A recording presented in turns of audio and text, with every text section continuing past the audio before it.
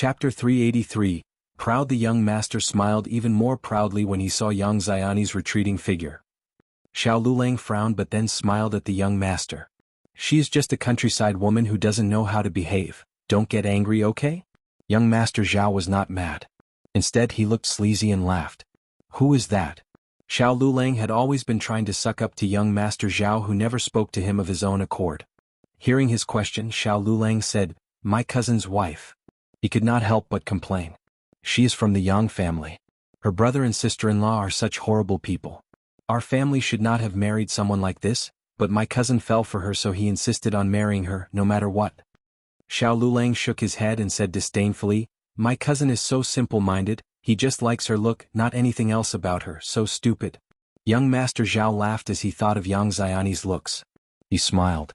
This girl did look very pretty, and it was quite normal that she could fascinate some men. But what a pity that she married a countryside man. It was like putting a beautiful flower upon cow dung. Hearing Xiao Lulang coming in, Miss Fang came out of the room and frowned at him. "What are you doing here, and who is this man?" Miss Fang glanced at young Master Zhao and felt disgusted inwardly. This man looked so pretentious. She was experienced enough to understand immediately what young Master Zhao was like. Xiao Lulang looked very proud. Young Master Zhao is the second young master of Master Zhao in the city, my fellow classmate at the college. He is here visiting me, and we came over to talk to my fifth cousin. Xiao Lulang looked so proud, as if he were showing off. Look how generous he was to have brought his friend with him. He was sharing his friend network with Xiao Yunduan. Miss Fang did not get what Xiao Lulang meant. She did not like this young Master Zhao, but they were here after all, so she could not drive them away. She asked Qi to fetch Xiao Yunduan. She was thinking about speaking with Yundan not to talk with this man too much because he looked absolutely ill-mannered. Xiao Yunduan was reading in the room, and Xiao Xian Tao Tao were in the yard working. Hearing the sound of door knocking, Xiao Yunduan walked and was surprised to see young Master Zhao. He knew this man for sure, the younger son of Master Zhao and Zhao Ming's brother. Zhao Guanghua was studying at a college in the province and did not come back until the beginning of the year. News spread that he came back home because he had a fight at a brothel with someone, and he got so humiliated that he just could not face anyone there anymore. He was expelled from the college and was forced to return home. So here he was. He was a very arrogant man. Just because he studied at a college in the province and had no one with the same background in this place, he believed that he was the best and the only worthy one around. Chapter 384. Evil plan. The Zhao family was one of the richest families in the local area, and many people were always trying to suck up to them. But Xiao Yunduan was not one of those. In his opinion, Zhao Guanghua's appearance surprised him but did not please him. On the other hand, Xiao Lulang was feeling quite proud. "Brother Zhao is here to visit me, so I am showing around." Xiao Yunduan said inside his heart, "Thank you very much, damn." He did not intend to receive Zhao Guanghua at his home. He was not a well-mannered man, considering he had a fight with someone else for some woman at the brothel. Most importantly, he did not want him to see Xiao Xian and Tao Tao. Xiao Yunduan greeted politely and said, "We have many people at home, sixth cousin. We can have a chat at your home." "I would like to have a chat at your place, brother Xiao." Zhao Guanghua still dreamt of meeting Yang Xiaoni again. If he could stay, he might see her again. He did not intend to do anything else right now, but he was always attracted to beautiful women. As he thought about how favorable he might look compared to the farmer she married, he believed that Yang Xiaoni was definitely going to love him deeply, and regret having gotten married so early. In this way he would feel really satisfied and proud. If he could at least speak with Yang Xiaoni, then he would be content and feel a little smug. Xiao Lulang also intended to go home, but hearing what Zhao said, he replied, "We can definitely sit at your home to chat. Cousin, you would be very happy, right?" Xiao Yunduan frowned. "We have no good tea to serve young Master Zhao. So please, young Master Zhao, this way." Xiao Yunduan held his cousin's arm and walked outside. When he and Xiao Lulang both left, that man should not stay as well, right? "Hey you!" Xiao Lulang, who had intended to protest, got startled seeing Xiao Yunduan's cold look. He was dragged away wordlessly. As they walked out of the yard, Xiao Yunduan glanced back at Zhao Guanghua and said, "Please hurry up, young Master Zhao." He did not even wait for him to join him. Zhao Guanghua had no choice but to follow. He felt quite annoyed not to have been able to flirt with the beautiful girl he had drooled at.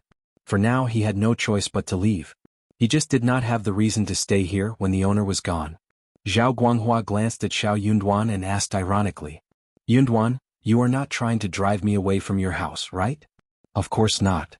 Xiao Yunduan raised his eyebrows and said peacefully, "My home is quite small and we have no good tea. I just don't want young Master Zhao to suffer from the inconvenience, thus turning you away." "Is that so?" Zhao Guanghua could not believe that. "Of course yes." Xiao Lulang was cursing Xiao Yunduan inwardly but had to defend him. "Brother Zhao, honored guests like you always light up someone's home, and my cousin wishes that you could be here, but he is quite stubborn, so just drop the idea." Zhao Guanghua thought for a while. He did not think that there would be anyone who would refuse to hang out with him, given his background. He might have overthought about this, he smiled. "Oh okay, my bad. It is okay without tea, I'm not that particular, we can do that next time, okay?" Chapter 385. Not to his home. Xiao Lulang kept saying yes, but sneaked a look at Xiao Yunduan. He felt quite sour inwardly. He had tried his best to get young Master Zhao to his home, but the esteemed guest became more interested in Xiao Yunduan instead. That was really annoying. Xiao Yunduan could not help but feel a bit worried. He could not understand Zhao Guanghua's purpose of trying to befriend him and wanting to visit his home. Then he thought of how his sister Xiaoming was hanging out with Qiao Wei, and he suspected that he might be here digging around seeing what happened to Qiao Wei. The elder Miss Qiao was so annoying. The more Xiao Yunduan thought about this, the more he believed that it was the truth. Xiao Yunduan did not trust him that he was here to visit his cousin. So, he was not going to let him get close to his own home. He had accompanied Qiao Xian to the Qiao mansion, and he knew that Qiao Xian pretended to be very obedient and quiet, honest in front of the family. She didn't even get mad even when she was laughed at. If Zhao Guanghua saw how bright and stunning she looked, he might leak that news. So Xiao Yunduan sped up. At the third section of the family, Ms.Mi had just killed a chicken and was getting ready to cook. Seeing Xiao Yunduan coming over, she got very displeased, but she did not dare to say anything and just glanced at him. Xiao Yunduan had not noticed this since he was thinking about Qiao Xian all the time. Xiao Ai Inling tried his best to suck on to Zhao Guangna, who did not bother to respond that often, while Xiao Yunduan was mostly silent. The three of them were killing time in this way. Xiao Yunduan had intended to leave before lunch, but he was worried that Zhao Guanghua would move to his home with an excuse of saying goodbye, so he stayed. Ms.Mi could not stand it anymore and forced a false smile. "Yunduan, aren't you going back for lunch?" Xiao Yunduan smiled. "Sorry that I have to trouble you today, Ms.Mi." Xiao Lulang did eat at the first section of the family's home the other day, and he still remembered the amazing food. Also, he just could not drive away Xiao Yunduan at this point. So he stopped Ms.Mi directly. Ms.Mi had always adored this precious son of hers, so she said nothing more even though she was annoyed. She just left with a twisted face. Soon the dishes were served. Ms.Mi was quite terrible at cooking. The chicken was so roughly made, okay looking, but was the only properly prepared dish. The other two vegetable dishes did not have any oil. Xiao Yunduan stopped after moving the chopsticks symbolically. He could not eat anything like this after trying the dishes made by Qiao Xian. Zhao Guanghua was the same too. He frowned after trying one bite and could not stand the taste anymore. He was young Master Zhao and he did not care about this badly cooked chicken. Only Xiao Lulang kept eating happily. He even told Zhao Guanghua to feel at home, without noticing that Zhao Guanghua already dropped the chopsticks. Zhao Guanghua glanced at him, twisted his lip corners and felt disdainful. No one would come to this person's home for a visit if he had not been bored. He did not deserve his visit. Zhao Guanghua was more interested in Xiao Yunduan, and waited for him to speak with him. Xiao Yunduan was, however, silent all the time, and Zhao Guanghua could not help but initiate the conversation. Xiao Yunduan nodded and replied briefly without saying anything more. Chapter 386. Jealous. Xiao Guanghua felt even more bored. These two cousins were quite funny. One was overly passionate to flatter him, the other was completely silent. He never would have believed that Xiao Yunduan was trying to ignore him. He was young Master Zhao. Feeling bored, Zhao Guanghua left the place after the meal. He was out for fun, and if he could not find it, there was no point in being here any longer. He could not find anything interesting here at all. Xiao Lulang just could not keep him. Zhao Guanghua decided not to speak with Xiao Lulang anymore, but he thought of Yang Xiaoni and intended to have some conversation with her in the future. Xiao Yunduan let out a sigh of relief when that man was gone. He hoped that this man would never come back. Xiao Lulang felt quite angry. "Fifth cousin, you have behaved terribly. Brother Zhao doesn't come to us often and I let you eat with him, why did you show him a cold face?" Xiao Lulang believed that it was Xiao Yunduan who gave Zhao Guanghua the cold shoulder, because of which he left so quickly. Xiao Yunduan was not bothered to talk about this. He reminded him. I believe that you know why Zhao Guanghua came back home from the province's college? He is so frivolous and arrogant, not a very good person to befriend, you better stay away from him. Xiao Lulang was not bothered to hear these words of his. That is just a rumor, why do you choose to believe it? I like Brother Zhao. He is friendly, warm and not at all arrogant. You must be jealous of me, right? That is your problem. You aren't the only person who can hang out with rich young masters. I can too. Xiao Yunduan. Xiao Yunduan did not like to teach anyone. He was not Xiao Lulang's father and he already told him what he should hear. But now he was being accused of being jealous. Then what was the point of continuing? There was no need to say anything more. Whatever you like. Xiao Yunduan left from there directly. Seeing his retreating figure, Xiao Lulang just did not know what to do. How dare he must be jealous of me. Yes. As he thought about this, Xiao Lulang could not help but feel happy that he finally befriended a rich person. The plan of building a new house at the first section of the family was finally going to be realized. They wanted to build a house soon so they could move in before the new year. Eldest uncle suggested adding 2 new rooms next to what they had now. But the family believed that they should demolish the present structure and build a new one. Feeling alone, elder uncle got very angry. We don't have the money. Qiao Xian smiled and said proudly, Dad, money is not the issue. That made the eldest uncle feel even worse. That is your money, not the family's money. Qiao Xian felt quite surprised. Her father-in-law was not greedy at all. She was offering to share her money with the family, and everyone else should be glad about it. In fact, other people might be worried that she would regret that. Qiao Xian felt a bit complicated at heart, not knowing what to say about him. Dad, it is the same thing. What matters is to live a happy and cozy life, right?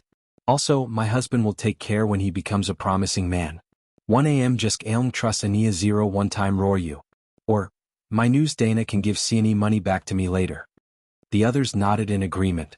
Anyways, everyone except for him knew that it was Ms. Fang who was putting in the money for the new house, not Qiao Xian. Chapter 387, Speechless, but they decided not to say anything about it.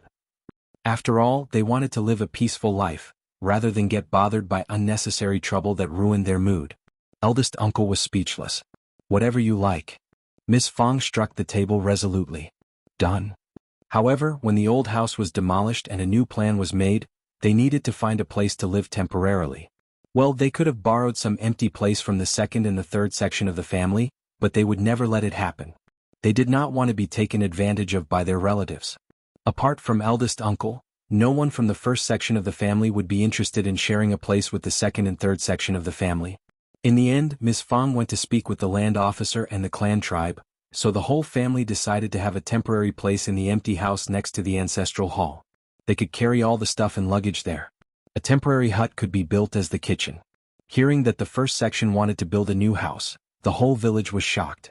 The first section of the family has really flourished. They are building a new house. Yeah, where did they get that money from? But they have more and more people moving in, and they need to have new places for those upcoming grandchildren. It is more than building 2 extra rooms. They are building a completely new one. And they even bought a lot of land around the house. How big will that house be? That is not your concern. They have got a very rich daughter-in-law. 26 sets of dowry must have had a lot of gold and silver, enough for the new house. They were talking, full of envy and yearning. The second and third section of the family never expected that the first section of the family would start to build a new house. They could not help but come to their door, trying to tell them that the old house was still practical to live in, and only 2 extra rooms were enough, and that there was no need to demolish all and build a new one. Obviously, Ms. Fang ignored their suggestion. When they learned that the first section of the family even bought 2 mu of land around the house in addition, they could not stand it anymore. Second uncle said, Eldest brother and eldest sister-in-law, how big will your house be? Why did you buy the land around the house? Do you have this much money? Ms. Neo felt so sour. If you can make money, please let us know about it too. We need a new house as well. Ms. Fang smiled and ignored them. They were in no position to tell her family what they should do. Eldest uncle could not reach his hand into Qiao Xian's money, and he could not make any decision regarding house building. So when his brothers came and asked him about it, he had no choice but to say that it was because the old house was too small for them to live in, and that they were doing this for their grandchildren's sake. When the second and third section of the family asked about how they made money, he stopped himself from saying anything further. He did not dare to tell them that Qiao Xian was paying half of the amount and the other half was earned through selling valuable things. He did not want his brothers to blame him. But the second uncle found his silence even more suspicious. They believed that he must be hiding something, so they were not very happy when leaving the house. However, the house to be built by the first section of the family not only included more than 2 mu of land, but also covered the yard of the neighbor's house, a small vegetable garden and a small piece of open space around the neighbor's place, which came up to a total of more than 4 mu. Chapter 388, Shock that would make it 8 mu in total including the new house to be built. Then, including the 12 mu of Xiao Xian's garden, there would be 20 mu in total. That was 20 mu of land in total. The first section of the family would become the most wealthy family in the whole village. Well, the reason why the first section of the family was able to build this big house was originally because of the second and third section of the family. When the second and third section of the family divided the old house of the Xiao family, they added some small houses to it. In this way, the first section of the family did not have any place to live. Hence, eldest uncle found an empty place at the boundary of the village, very remote and leaving a lot of empty space for what they could have now. The whole village was really shocked and they all got so excited. Honestly, when the neighbors were moving, they looked so happy. So, the first section of the family must have given them a high price. Otherwise, who would be willing to sell the old house to outsiders and find an empty place outside the village to build new houses? However, the family was tight-lipped. They did not spill out a thing. They did utter a figure when forced, but no one believed that. Ms.Mi and Ms.Ma felt so annoyed and hurt. They believed that the first section of the family was bullying them. Everyone was talking about the first section of the family building a new house, and wondered how much money it would cost for them to build. Some irritable people instigated them again and again, asking Ms.Mi and Ms.Ma, "Your houses are very small too. Why don't you think about building a new one too? Yeah, your eldest brother and eldest sister-in-law have been taking care of you all this time, and they should share some of what they have got, right? They are so rich and they should help you." Both their faces turned red. Miss Fang was not going to help them with money, not at all. The most annoying person was Miss Qiao, who kept taking Miss Fang's side, because of which Miss Fang started to ignore them. But with little hope in their hearts, the second and third section of the family all rushed to the first section of the family. "Eldest brother, Xiling is getting married in the new year and we don't have a new house for him. We need to build one room. What about sharing some of what you have left behind with us?" "Yeah, eldest brother, Xiling is your nephew, the child of the Xiao family. Getting married is a huge thing and you must help us." Ms. Nio said this and glanced at Miss Fang, who seemed to hear nothing and kept working on the sole of her shoes. Miss Fang ignored them. They could say whatever they wanted. She was not interested in anything they had to suggest. Dalong did not know what to say, so he left.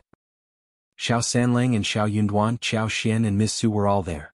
They wanted to watch the show, and also did not want Miss Fang to be bullied. Third uncle also joined in and tried to convince the eldest uncle. Third uncle thought that if his eldest brother helped the second section of the family, he would help the third section of the family as well. Yang Xiaoni was shocked. No wonder Yang Liang and Miss Tian could not cause any trouble here. Her mother-in-law knew exactly how to deal with the situation. Sweat ran alongside eldest uncle's forehead as he staggered. "Miss Fang, I don't think that building one more room would cost that much. What about?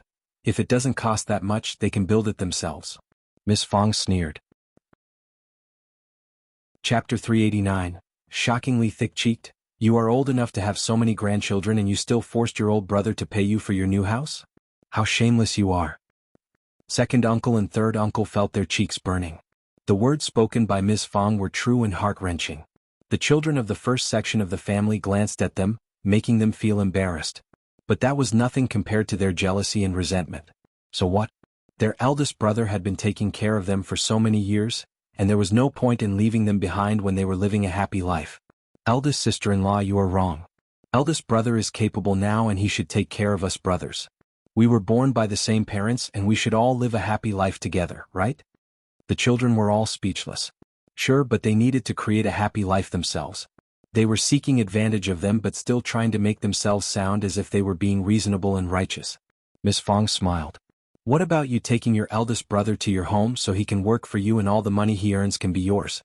All you need to do is to find him a place to live and feed him 3 meals a day. How does that sound?" Second uncle and the others from the family were all stuck with words.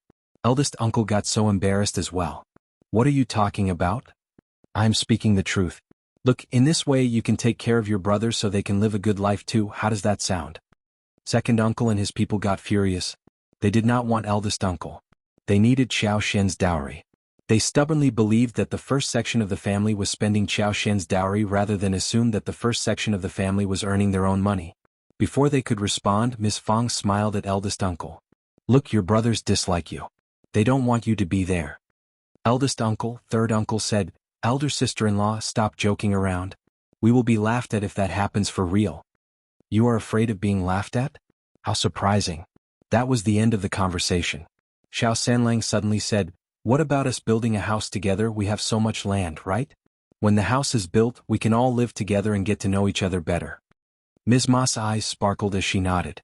Yeah, that sounds great. Eldest brother, we are all a family. Yeah, we have a lot of space, right? The children of the first section were all shocked. These people were so shameless. So, they wanted to wait until the house was done before moving in with them? The second and third section of the family got so glad that they all started to discuss when to move in. Eldest uncle was stuck with words. But Miss Fang could not stand that anymore. She put down her sawls and pushed Ms. Nio out. Just get out of this place. What are you dreaming about? You move in when we build a new house? You are so shameless. Then she cursed at Xiao Lulang. You can stop going to school. Your head is full of shit. All you can do is to take advantage of people but can come up with nothing new yourself. Just come back to be a farmer instead, you will have nothing to live on in the future. Ms.Mi got very annoyed as she screamed. My son is definitely going to become an officer soon, what are you talking about? Ms. Fang said coldly, oh, then you can wait until he becomes one, get out of here. Xiao Xian and Yang Xiaoni were keeping Ms. Fang company, as they watched the opponents getting thrashed. They could not do anything about the elders directly, but if the elders gave Ms. Fang a push, they were definitely going to teach them a lesson. Chapter 390, Tore off Ms. Su hesitated but then backed her up as well. When Miss Fang drove them out, Ms.Mi said angrily, you angry bitch, so unbelievable. Miss Fang smiled. If I am so unbelievable, you can stop talking with us and not come to my home. Third uncle. Eldest brother, why didn't you talk? Eldest uncle felt dizzy, his head was buzzing. He felt rather messed up. He was very sad about how such a family could become like this. He really wanted the whole family to live in harmony, but it never was in harmony. Miss Fang argued with him fiercely, and the whole family disliked him. Now even his brothers disliked him. He had never been treated well. Xiao Lulang was very angry by what Miss Fang said as well. Or that was because he had been shamed by Miss Fang. He could lie to himself or others, people like Ms.Mi and third uncle who trusted him blindly. He could even be stuck inside his fantasy. Yet he knew pretty well what he was like at the college. During the examination he couldn't answer any of those topics, and he just wished that he could have some luck to pass the examination. He waited 1 year after another, hoping that he could answer some of the topics on paper next year. But Miss Fang tore off the fantasy ruthlessly and he felt seen through. You should not look down upon me. Fifth cousin is nothing more than a cultivated talent, and you never know what is going to happen in the future. Miss Fang replied. All right then, you can make a fortune and be an officer if you want. Don't worry about what we are doing in our family. Xiao Lulang. After driving them out, Miss Fang said to her children, have you spoken with the workers? When do we start? Xiao Yunduan responded quickly. We will tear down the house the day after tomorrow. Good. Miss Fang smiled. Just hurry up and remove what we need to remove. We are not living here anymore. She glanced at this familiar-looking yard and house, sighing emotionally. I have lived here for so long and I don't feel like leaving. Xiao Xian smiled. Mom, when we move into the new house you will definitely love it. We are going to use the best materials and the house should be intact even in a dozen years. Miss Fang smiled. That is great. They spent the next 2 days moving stuff to the ancestral hall, and it was very messy at home. They needed to hurry up with moving since the demolition started the day after tomorrow. They all went down to doing their own tasks. Miss Fang glanced at eldest uncle. Don't blame me for pushing them. They're just so annoying. Must we feed them all? Luliang is so stupid as to suggest that idea. He has read nothing in all these years. Eldest uncle was speechless. He was generous towards his brothers, but he could not counter his wife about what he had just heard. But Xiliang is getting married, so what? Miss Fang sneered. He has his own parents. We never turned to them for help when our sons got married. Eldest uncle, soon the process of tearing down the house and building the foundation of the new house of the first section of the family started. They did not lack any money, so they started to hire people and buy material quickly. All was going forward smoothly. That was a huge land and the whole family had already made an elaborate plan. There was a front yard, main house and backyard. The main house was a big place with 5 bays and 2 entrances. It was 2 stories high. The upper floor was going to be used to stack things and store grain and other harvested crops. Chapter 391. Work started. The east and west wing rooms were all built to be spacious, with a 3-bay pattern. Behind the 2 wing rooms there were 2 small courtyards. Xiao Yunduan and Xiao Xian would live there. Xiao Yunduan needed to study, so he chose a quieter place. Xiao Dalong, Xiao Sanlang and Xiao Xiaoqi had rooms of their own, whilst Xiao Taotao and Ms. Fang shared the main room. According to the blueprint given by the first section of the family, the construction team was in full swing on the day of construction, and more than half of the villagers came to watch the excitement. But no one from the second or the third section of the family showed up. Obviously they were still very annoyed. Ms. Fang did not care. She pretended as if her mood was not at all affected. They did not even care what the eldest uncle was thinking at the moment. Xiao Xian and her team went into the mountains again when everyone was so busy. Xiao Xian was thinking about the golden sprouts and lavender tea leaves. She had many tea seeds at home last time, but they were not enough. Many seeds were not mature enough and they needed to revisit that place. They went into the mountains for 5 days in a row. On the first day they picked tea seeds, and then they started to seek and pick the creeping figs as well as mushrooms. The courtyard they were going to live in henceforth was large enough to sun-dry those things. When seeds were taken from the creeping figs, they were sun-dried in the sun and were put in the large bamboo pan. In the meanwhile they dug more than 20 to 25 kilograms of lilies and dates. There were still many persimmons and wild chestnuts in the mountains, but they had not yet reached the ripe season, and they had to wait for a while before they turned delicious. Xiao Xian and Xiao Yunduan worked for a few days and soon after visited the Zhang village again. The project of opening the land at the Zhang village was almost done. The couple was very satisfied by the effect. This was for planting tea trees, not crops. As long as the large and small tree stumps were dug up, it would not matter if the weeds were not cleared. They needed to make a lot of effort in removing the weeds in the first 2 days. Then it will slowly fall in place. By the time the house was built, the opening of the land project would almost come to an end. At that time they could start to build the side yards. Building a house was quick. It was much faster and more convenient to lay the foundation and start laying bricks than earth ramming. Building a house would take about 4 days. Ms. Fang saw with her own eyes that a tall, magnificent and spacious main house was built. She felt extremely happy. The main room was larger, and when that was done the other rooms would be constructed even faster. After all the rooms were done they could build the entire large yard. Then the small yards would be divided, along with the utility rooms. They would build sheds for raising chickens and ducks, lay floor tiles, repair drinking pools. In this way, they would be able to finish the work within 1 month or so. Then they would install doors and windows and have the requisite furniture made. They were definitely going to move in before the new year. The other sections of the family were so jealous and furious. After they were driven out the other day, they were secretly paying attention to how fast the new house was built. Ms.Mi felt very sour inside her heart, seeing the house getting ready little by little. She turned to look at second uncle. We can build a new house too. Xiling needs some space to get married. We need it to look good for him. Second uncle felt quite annoyed too as he said, yes, we will build one on our empty space, not with their help. We are going to get a new house too. True. Only then did Ms.Mi feel slightly better. She was getting a new house too. Chapter 392. Suspicion. The second section of the family also started to hire people to build the house.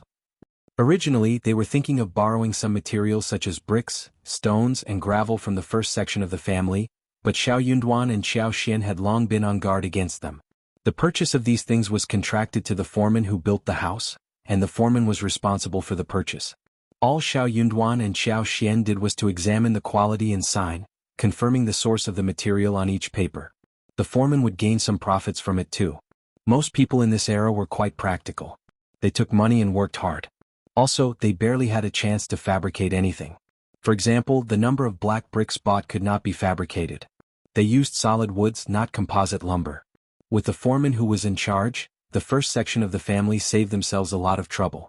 What they needed was to get everything examined well but not get worried about anything else. But Ms.Mi and second uncle did not know about this. They tried to carry the black bricks away and said resolutely, "This is my eldest brother's home and I can borrow a few as his brother. I can repay them later. You are an outsider and this matter has nothing to do with you, you are just a laborer. What are you stopping me for?" But the foreman lectured them and explained the details with a cold face, driving them away. He had bought everything with his money, and if Ms.Mi carried them away, he would need to make the compensation himself. They had not expected that the first section of the family had done the preparation in this way, thus getting even more annoyed. The first section of the family has spent so much money in hiring people. How much is it? They haven't lent us anything, but they can waste the money on this. Ms. Zhang was most furious. The second section of the family did not offer to build a new house for her when she got married. But now Xiling was getting married and he would get a new house. She was not worse than anyone else as a daughter-in-law. Why was she so badly treated?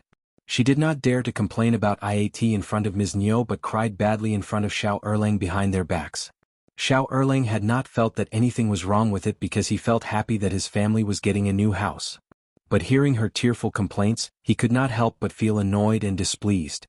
He could not help but mention this to second uncle that he needed one more room too because his children were growing up and they would have no place to live in later on.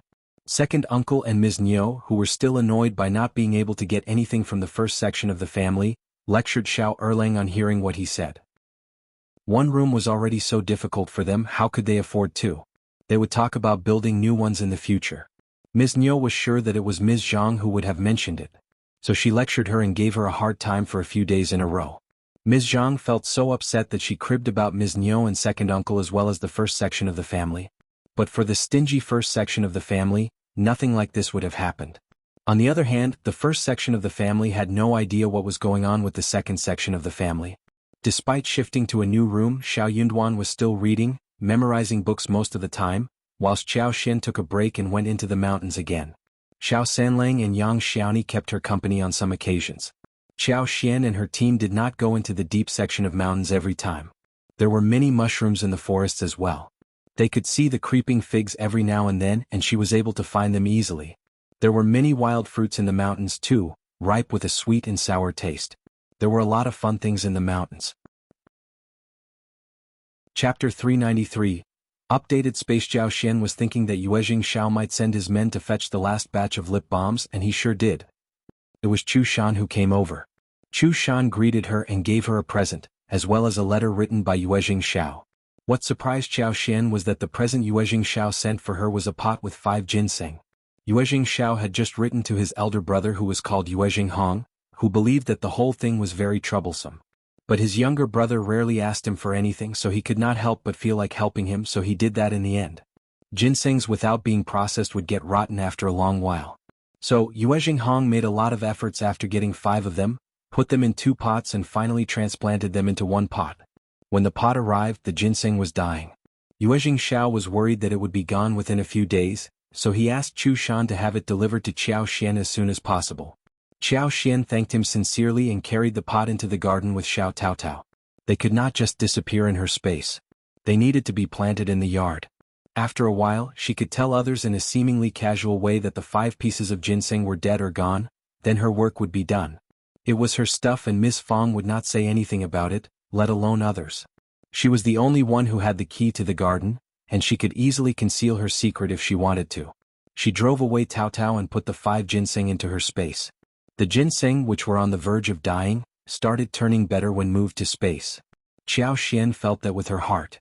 When the 5 ginseng were planted in the soil, the space became even more lively and vital.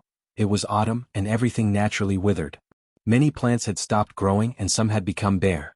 Qiao Xian's superpower was affected by the seasons, and it was not as active as in spring and summer. But the space had not been so lively for a long while. She felt much more energetic when the ginseng were in the soil. Qiao Xian came out when she felt better, after feeling what was inside her head.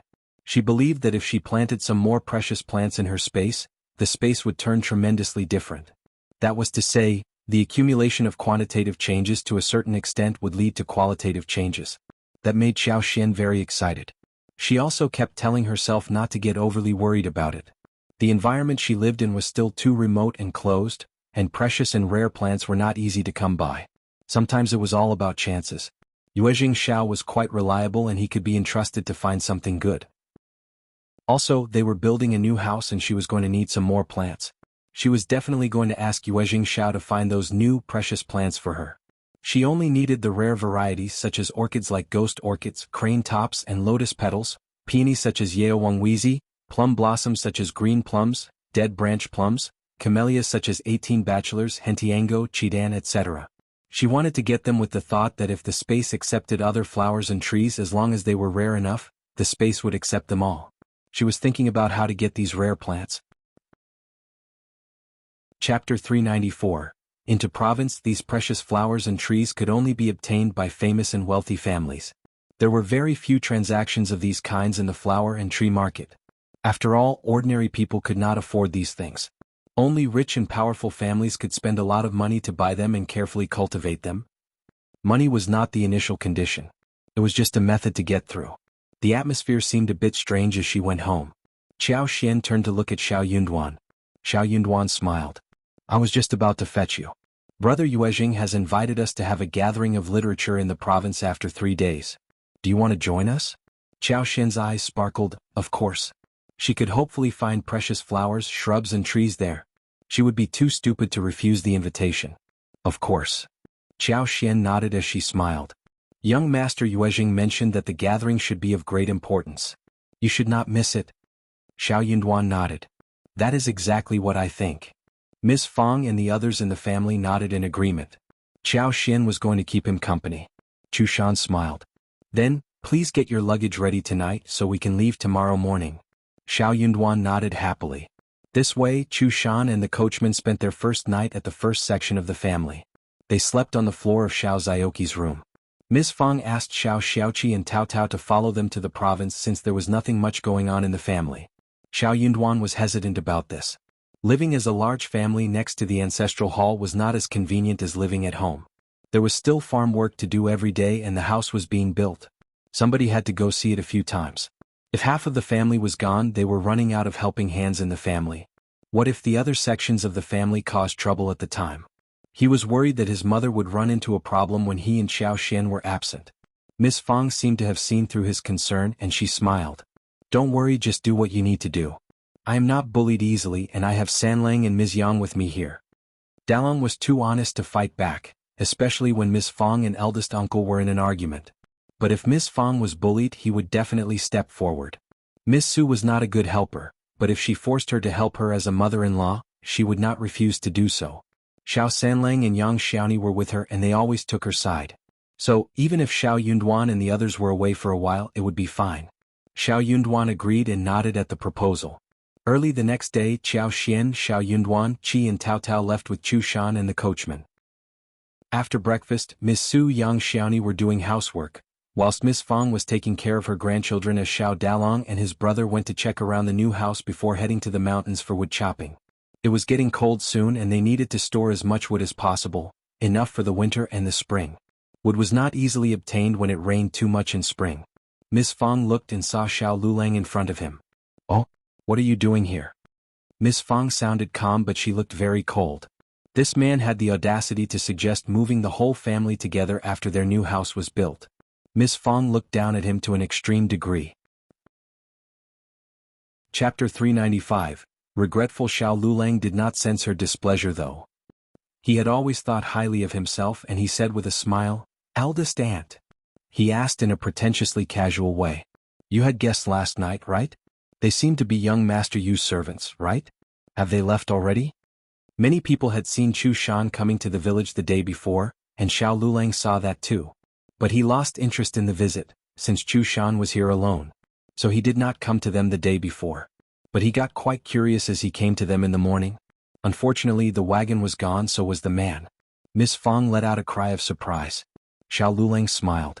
"I need to talk with my cousin." Miss Fang stopped him. "Your cousin has left with Chu Shan." "What?" Xiao Lulang's face changed. "So Chu Shan was here to take him away as a guest to their place?"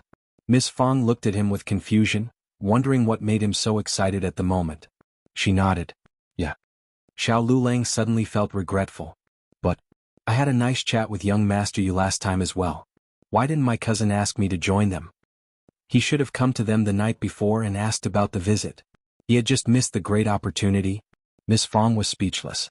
Young Master Yuezheng and young Master Xia were getting on well with her son, not with Lulang.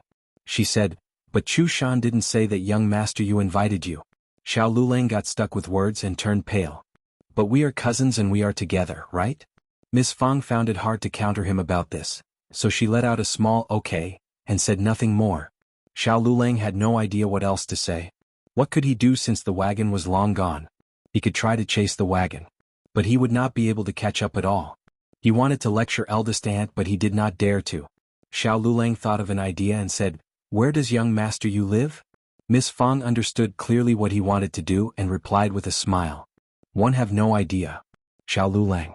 Xiao Lulang felt that Miss Fang was lying but he could not prove that. "You really have no idea?" "No." Xiao Lulang got so annoyed as he said, "Can you swear on that?" Miss Fang threw a look at him. "What is wrong with you? I would be mental to swear on this. Just leave me alone. Honestly, you can't do any labor work and just read and write. So, you should just stay in the room and read on your own. What will you do if you don't pass any examinations?" That was so heartbreaking for him to hear. Xiao Lulang. He felt even more annoyed. Xiao Lulang felt regretful as he came back home in distress. Ms.Mi asked him about it in concern. Xiao Lulang did not want to mention it but he could not help and complained to Ms.Mi. Ms.Mi did not feel any sympathy but snapped angrily. "They're just showing off. They have rich friends but so do you. Just ignore them. If you feel bored, go and visit young Master Zhao again." Xiao Lulang was startled. In fact, he understood clearly that his relationship with Zhao Guanghua was totally different from Xiao Yunduan's relationship with those two young masters. But he did not want to admit that. Chapter 396. Favored by beauty. That was why he tried hard to suck up to the two young masters. He somehow believed that if the two young masters befriended him, he would have a lot of wonderful things coming to him in the future. Zhao Guanghua was different from them. But he could not just say that out loud. His mother would not understand. Bothered and flustered, Xiao Lulang could not stay at home and went to the Zhao family for real. Zhao Guanghua was feeling very bored at home. When he heard that Xiao Lulang had come over, he laughed and ordered him to come in. Now he had someone whom he could tease for fun. However, Xiao Lulang ran into Zhao Ming when he was at Zhao Guanghua's place. Xiao Lulang was shocked by her looks. Zhao Ming saw him as well. She felt flattered to have fascinated a dumb man like him. She smiled at him purposefully and left. Zhao Ming's smile made Xiao Lulang's head buzz. He was totally distracted and after a few moments he became really happy. The elder miss of the Zhao family smiled at him. Did she fall for him? That must be it. Xiao Lulang couldn't stand the excitement arising inside his head. He almost burst out in laughter. Since Zhao Guanghua did not witness what happened, he wondered what was wrong with this man. Qiao Xian and Xiao Yunduan, as well as their family, arrived in the province before the day turned dark. It was an early winter day, and they eventually managed to go through the gate before it closed. Chu Shan drove them to the hotel where they had lived last time. Yuezheng Xiao had already booked the room for them. They thanked Chu Shan and checked in. It was a quiet night. Early the next morning, Yuezheng Xiao and Xie Jingrong came to visit them together. They had a chat in a very bustling, lively atmosphere. Yuezheng Xiao and Xie Jingrong thanked them for the presents which they brought along. Those included some sun-dried mushrooms and creeping figs. They did not have any bergamots anymore since Yuezheng Xiao already took everything away last time he was at their place. All kinds of dried mushrooms were fine, and jelly was still a new product. As expected, Yuezheng Xiao liked it very much. Last time when he brought some fresh ones back, Yuezheng Xiao specially gave them to his mother and sister-in-law. Xie Jingrong also ordered someone to make jelly, added various chopped nuts or fresh fruits and a little crushed ice. The ladies in the family loved it, asking him when he would be able to bring some more back. Qiao Xian and Xiao Yunduan had a few with them this time. The gathering took place after 2 days and it would last for 3 days in a row. Xie Jingrong told Xiao Yunduan about some important figures as well as the whole process and the regulations. Yuezheng Xiao was not interested in what was happening between scholars, so he started to talk about lipsticks and dessert stores with Qiao Xian instead. They had no flowers for lipsticks right now, so Yuezheng Xiao decided to release the lipsticks which they had in stock regularly so they could stretch it out until the new ones arrived.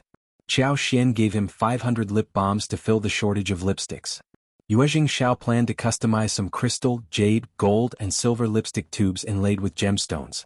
Rare things were more expensive and he would try to sell them at high prices. He wondered if Qiao Xian would agree to that. Qiao Xian was shocked.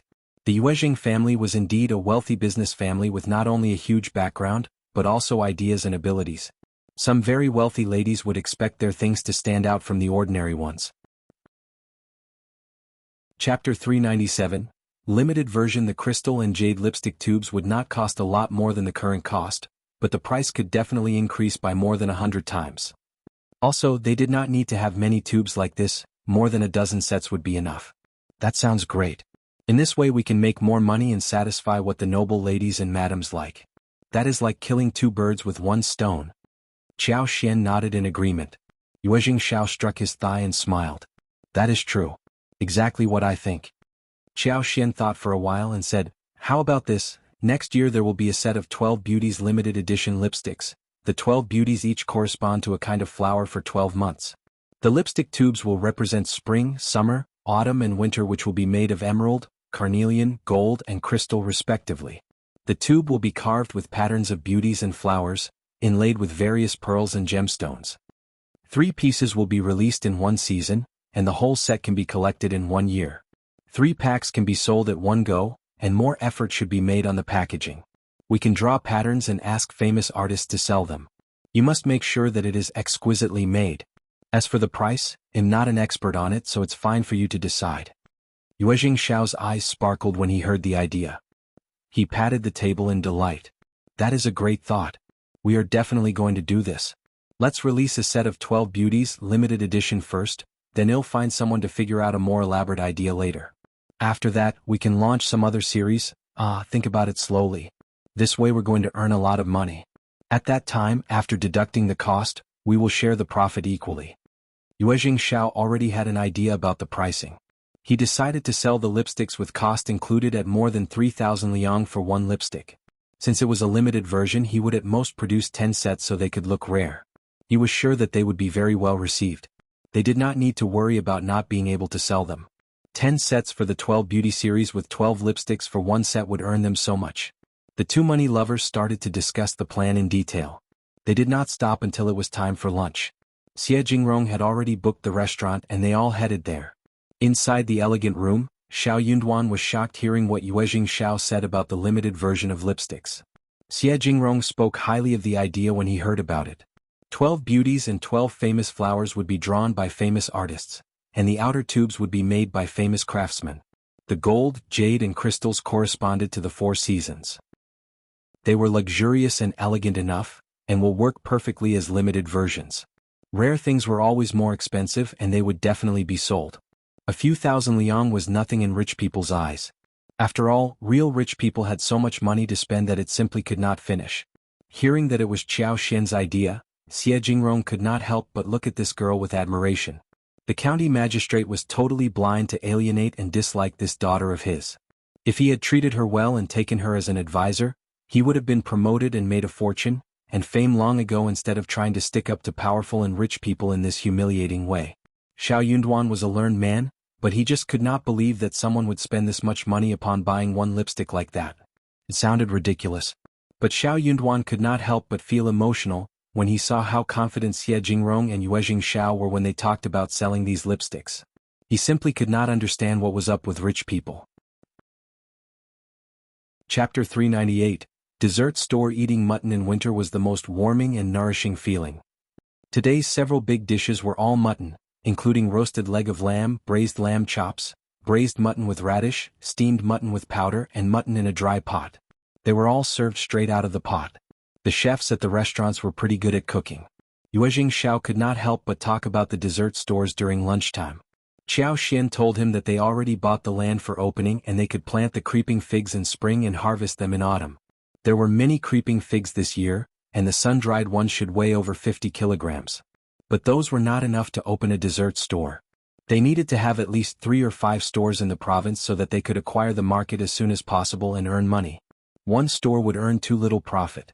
They could not just sell jelly and needed to offer something more as well. This ice powder jelly could not be copied by others. Other things such as sugar taro seedlings, mung bean paste, lily lotus seed and almond soup, bean curd and bean brain, were easy to learn as long as others saw them. So, they needed to take over the market right at the beginning so all the tastes could be showcased well, and could stand firmly and for a long duration. They did not need to open the store as of this moment, but they could start the preparations until all was set and ready to go. Qiao Xian also mentioned raising cows, and she wondered if the cows could be bred because milk could lead to making many other interesting dishes as well. Taking advantage of the trend, she also mentioned sago, cassava, and papaya available in the south. If they could find those, the whole thing would get much better. Yuezheng Xiao and Xie Jingrong were both shocked. This was far more than jelly. They were even thinking about raising cows? What was sago rice? Cassava? They never heard about these things. They had heard of papaya but never saw it before. Yuezheng Xiao gave Qiao Xian an admiring look as he sighed. You have such vast knowledge. Everything sounds so good. Draw me some pictures so I can try this with my elder brother. As long as we have them on this land, we will definitely find them. His elder brother had befriended many wandering people as a businessman. Although they were not very close friends, they could offer some help to find the stuff they needed. Qiao Xian smiled. Yes, I also read some sayings in a book about foreign countries. The sago and cassava should come from the west, and most of them have to go to the south to find them. Yuezheng Xiao nodded. I will speak with my brother. He smiled as he looked at Xie Jingrong. We do have cows. Their family happened to have a small ranch and they raised some cows there. Qiao Xian and Xiao Yunduan turned to Xie Jingrong. Xie Jingrong smiled. My grandfather and grandmother like milk, so the family specially raised a few cows which were easy to handle. Soon I will take over this pasture and expand it to raise a few more cows. 20 or 30 should be enough. Qiao Xian didn't know if that was enough, but how many cows could be raised on a ranch needed to be calculated by experience or in a scientific way, not as per their wish. Qiao Xian smiled and nodded. 20 and 30 should be enough. Let's see how the store business goes. Yuezheng Xiao smiled happily. The business should be good. They talked for a few minutes before leaving. It was quite late in the day.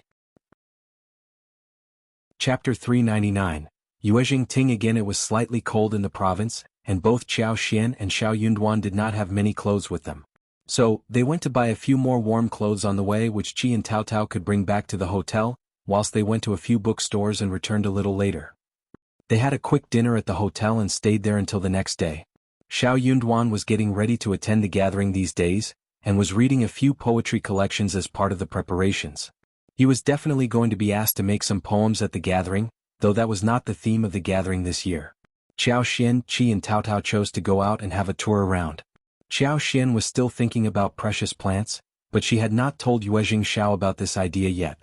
She decided to try her own luck first. She also wanted to buy a few things for home as well.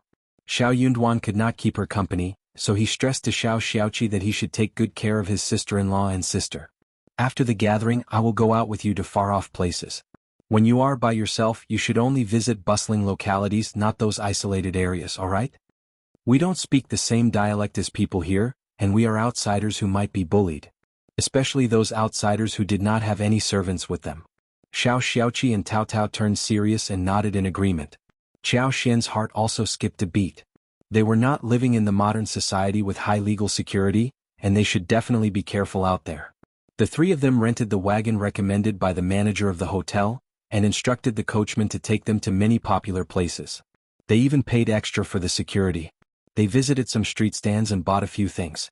The three of them happened to be around Yanqi restaurant around lunchtime, which was a very famous restaurant for its southern dishes, especially Suzhou cuisine. They had wanted to have a taste at this place last time, but they failed to eat there due to the tight schedule. They happened to be around here at lunchtime, probably because it was destiny that took them here? Qiao Xian and Tao Tao got off the wagon and smiled at Qi. You can go and fetch your brother while we will go in and place the order. Xiao Xiaoqi agreed and urged the coachman to hurry away.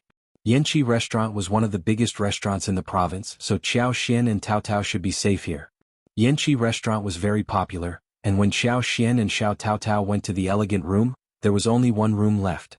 She booked without hesitation as she said to Tao Tao, "We are lucky enough to have found one at this hour." Xiao Tao Tao chuckled and nodded. Yeah. At this moment a group of people walked in. It included 4 beautiful and young ladies accompanied by a few maids. They needed an elegant room. The manager was quite embarrassed as he said with a smile, "Sorry, the last elegant room has been booked by a lady a while ago, maybe you can come back later and we will save one for you." The lady who asked for the elegant room turned to Qiao Xian with a smile. "Lady, you only have 2 people but we have so many, can you spare the elegant room for us? I can compensate you with 1 liang." Qiao Xian, this lady looked very arrogant. She seemed quite friendly but as a matter of fact she was rude to her face. Most importantly, this lady did not recognize her but Qiao Xian did. Even Tao Tao exchanged a surprised look with Qiao Xian. She had recognized her too. It was Yuezheng Ting, Yuezheng Xiao's cousin. Qiao Xian did not care if she recognized herself. They were just irrelevant people in her eyes, and it was not so strange that she did not recognize her. Chapter 400. Rejection. Xiao Xian did not mention that they had met, nor did she say that she knew her cousin Yuezheng Xiao well. I am sorry, miss, but we are a group of more than 2 people. Also, we arrived here first to book the room. We live outside the province and can barely visit here. So, we really want to eat at Yanqi restaurant. But miss, you seem to be a local, what about coming here next time? Yuezheng Ting was not a mild-tempered person, but she was in public and had her friends with her. Thus she had to act as if she were very generous and elegant. She thought that she had been kind enough to offer compensation, but this lady turned her down bluntly. Yuezheng Ting could not embarrass herself in front of others and said with a good smile, "Lady, we also want to eat the good dishes here today. How about I offer you 3 liang? You can eat a sumptuous meal at some other place with these 3 liang, no?" Yuezheng Ting felt so distressed. 3 liang was already a huge amount, enough for her to try different sun-dried fruits. Xiao Xian really looked down at her. If she wanted to drive her away with money, at least 10 to 20 liang should have been the starting price. Yanqi restaurant's elegant rooms were very expensive to book. In that light, 1 or 3 liang were so stingy as a compensation. If she was so miserly, then she did not have to put on the show. It was so embarrassing. Had Yuezheng Ting and Yuezheng Xiao been in a good relationship, Xiao Xian would have definitely helped. But Yuezheng Xiao and Yuezheng Ting were not in a harmonious relationship, and Xiao Xian would not just let this opportunity go. Sorry, Mississippi. Can you please try this offer with some other guests? Yuezheng Ting got so furious, which is why her maid Jiang went forward and said, "Hey, don't be so greedy. Our miss already offers you a generous offer, what more do you want?" Xiao Xian glanced at her and smiled with politeness. "I just want to have a quiet lunch." "You." A girl in a rosy and patterned coat chuckled as she squinted at Yuezheng Ting. "Ting, you are really not generous enough. 1 or 3 liang is too little to offer, you are so rich that you can offer more." The Yuezheng family were rich enough to offer more, but she must be doing it on purpose because she did not want to treat them with a true heart. Yuezheng Ting glared at the maid and then at Xiao Xian. She spoke in a very annoyed voice with her teeth clenched. "I will give you 10 liang and you can choose another dining place." Xiao Xian said to the manager, "Mr. Manager, I am going upstairs. When my husband and my brother-in-law arrive, please direct them to our elegant room." Having said that, Xiao Xian left with Xiao Taotao. Yuezheng Ting's face flushed. She was both embarrassed and angry. Another lady wearing a lavender dress frowned as she said lightly, "I just thought of something. I am off, let's set another day for lunch." Before Yuezheng Ting could say anything, the girl left and the other girls followed up soon after. Yuezheng Ting turned pale and felt humiliated. The girl in lavender dress was Xie Ruifeng, the lineal daughter of the 3rd section of the family of the Xie family. Yuezheng Ting ran into Xie Ruifeng and her cousin Rejection, and was trying to suck up to them. They were just talking about the dishes of Yanqi restaurant, so she vividly offered to take them to this restaurant for the exaggeratedly praised dishes.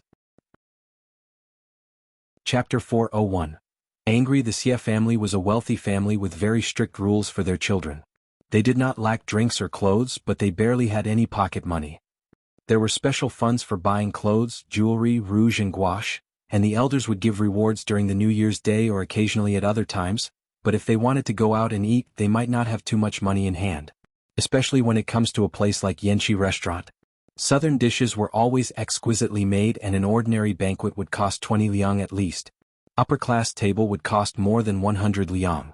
If liquor and other drinks were added, the price could be much higher.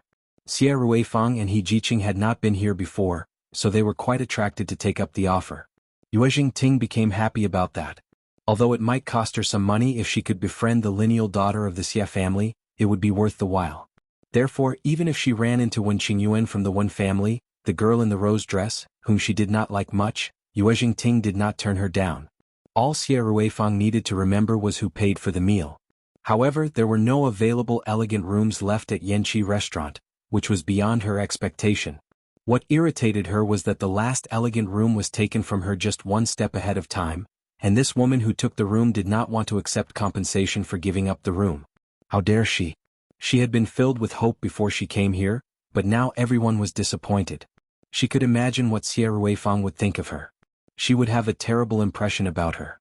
When Qingyuan, that bitch, also left with Xie Ruifeng, and she was surely going to badmouth her behind her back. Rejection chuckled and said to Yuezheng Ting in a gentle voice, "I seem to have seen 2 women eating with your 3rd cousin the other day. There were 2 other men with them that day, probably her husband and brother-in-law?" It seems that they should be in a good relationship with your family. How could they fail to recognize you as the second miss of the Yuezheng family? Rejection smiled and said gently, or maybe I saw it wrong. If you check with her about it, don't tell her that it came from me. She smiled and then turned around, leaving. Yuezheng Ting's face changed while she stood there with eyes wide open. She suddenly thought of something as she said to Jiang with clenched teeth, "You remember the third cousin and young Master Xie eating at the restaurant? There was a family with 4 people, right? Is it them?" Jiang was startled and then showed an enlightened look. "You are right, miss, it was them. I remember it now." "Good." Yuezheng Ting got even more furious and sneered. "They must have recognized me and were playing with me. I am going to teach them a lesson." Yuezheng Ting rushed upstairs in fury. Xiao Xian and Xiao Taotao had just sat down when Yuezheng Ting rushed in as she pushed the door open. She pointed at Xiao Xian furiously. "My third cousin treats you as friends, but you dare trick me like this. I will tell him so he can teach you a lesson." Yuezheng Ting stopped pretending to be an elegant lady when no one was watching. But she had not thought of Xiao Xian and Tao Tao's names, so the impact of her accusation was largely reduced. Chapter 402. Payment. Xiao Xian raised her eyebrows. "Sorry, Lady Yuezheng, but I booked the elegant room first and I don't want to give it away to you. What is the problem?" She gave Yanxi restaurant a thumb up for not sucking up to the rich. No wonder the restaurant was so popular. Yuezheng Ting sneered. Good, then tell me your name so I will tell my third cousin about it.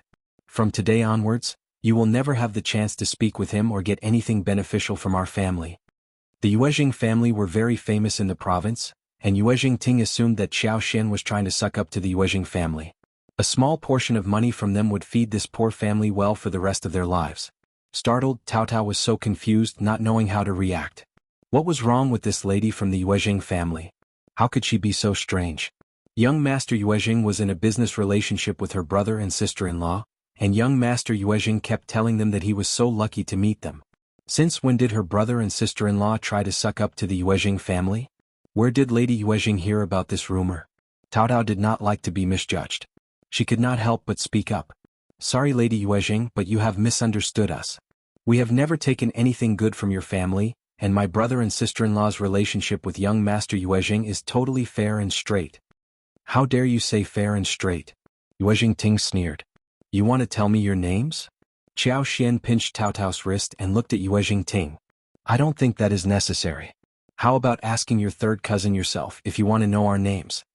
Yuezheng Ting got so annoyed that she said, Okay, you are very bold. Let's wait and see what you have to pay for your rudeness.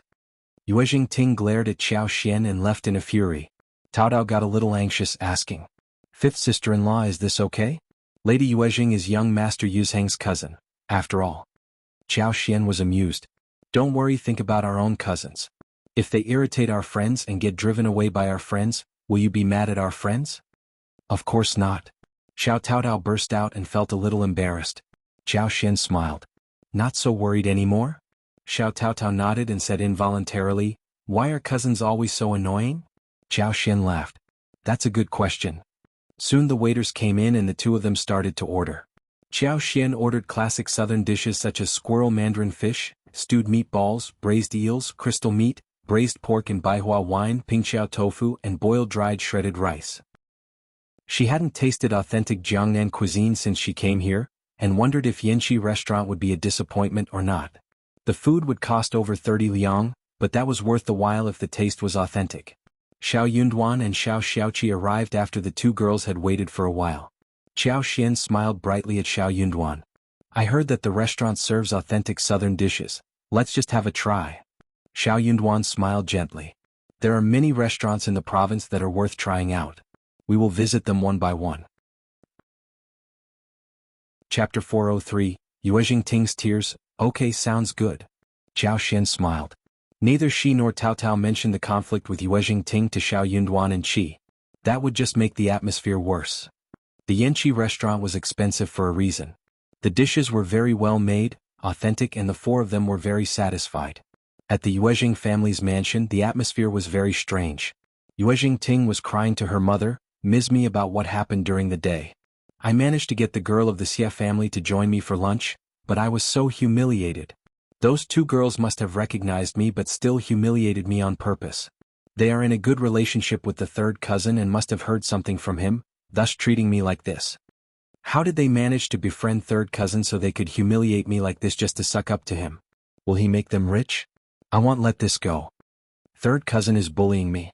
Mom, you have to help me. Those two countryside women have bullied me too.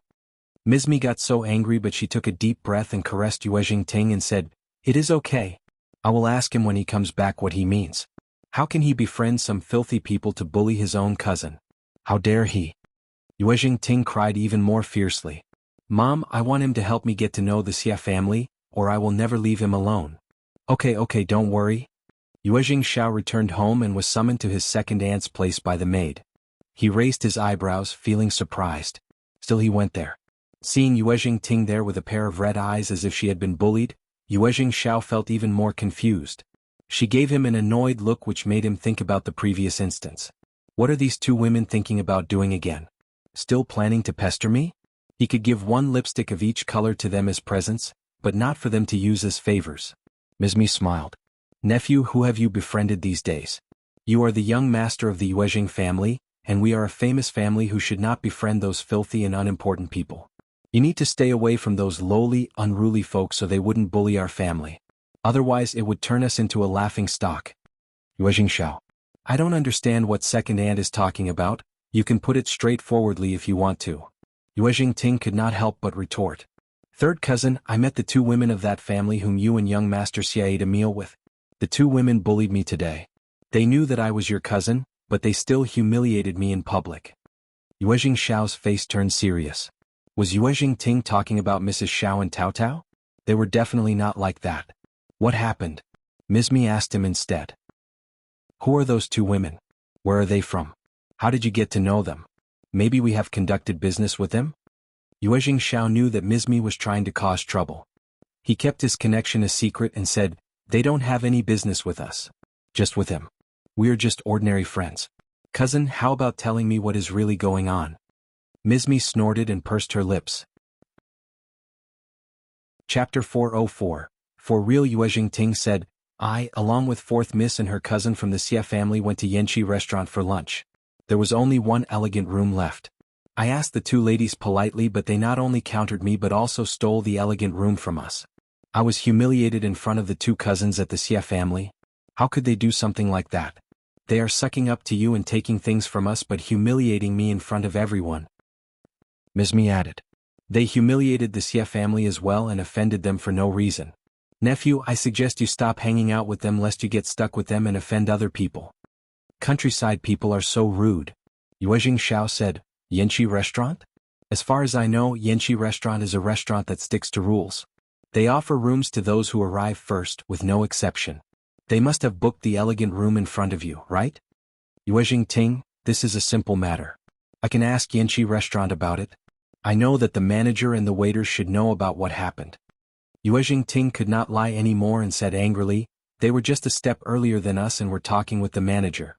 They had not even booked the room. Half a step earlier is still earlier than you, otherwise the manager of the Yanqi restaurant would not have given the room to them. They did not bully you." Yuezheng Xiao, "Are you a part of our family?" Ms.Mi got furious. "1 or 2 steps earlier is nothing. They embarrassed us. They are your friends and are making money through us, but they dared to humiliate the missus from the Yuezheng familio. Honestly, what made them so bold? We just need to talk." Yuezheng Xiao sounded cold. "Also, you are wrong, second aunt. They are not making money through us and we never force people to do anything." Ms.Mi got furious. "So it was Ting's fault? Looks like it. You, good, you must be feeling very proud to have bullied us from the second section of the family for not having a very successful businessman, right?" Yuezheng Xiao was surprised. "Second aunt, I don't agree with what you said. We are simply discussing this matter. You are a bully if you try to push other people. Also, I think that second, fourth and fifth cousin are all excellent men. Why are they considered unsuccessful? Fifth cousin reads well and my father used to speak highly of them, so did my second uncle. Just get out of here." Ms.Mi's face changed as she shouted at him hysterically. Yuezheng Xiao got up and greeted her politely. "Goodbye, second aunt." He had just walked out of the room, when Yuezheng Xiao heard Ms. Mila's furious shouting and scolding as well as the sound of china smashing. He snorted and left leisurely. This second aunt of his really loved to make a scene. She was greedy, stupid, narrow-minded, and suspicious. She was domineering towards her subordinates, flattering her superiors. Now she had nothing else to do except curry favor with Madame Yuezheng. She could not give birth to a son, but refused to treat the second, fourth, and fifth cousin well. She kept changing the way of tormenting them. His own mother had the vision of protecting the three cousins so that even now they also had a very good relationship with the two cousins. The second cousin accompanied them in business dealings and they helped each other often. Chapter 405. Working harder that made his second uncle feel very satisfied as well, so when his second aunt tried to turn them against each other, she inevitably failed. That was why he quit the family business. When he quit the family business, second uncle felt even more satisfied and the family would get more stable and his mother felt more assured taking care of his father in town. His fifth cousin was very smart. He had been reading a lot since he was young, so the family decided to train him to work for the government. But for some reason, the second aunt was worried that when the fifth cousin became an officer, his mother, Concubine Min's position would be raised. So she got Concubine Min killed first. Though there was no direct evidence, people were well aware of the fact. Fifth cousin was not too young at the time and he remembered it. For that, he would probably get second aunt killed when he reached a high position in the government. How dare she scold him like this right now? She was so stupid. Yuezheng Xiao thought for a while and decided to visit Xiao Yunduan and Xiao Xian at the hotel in the afternoon.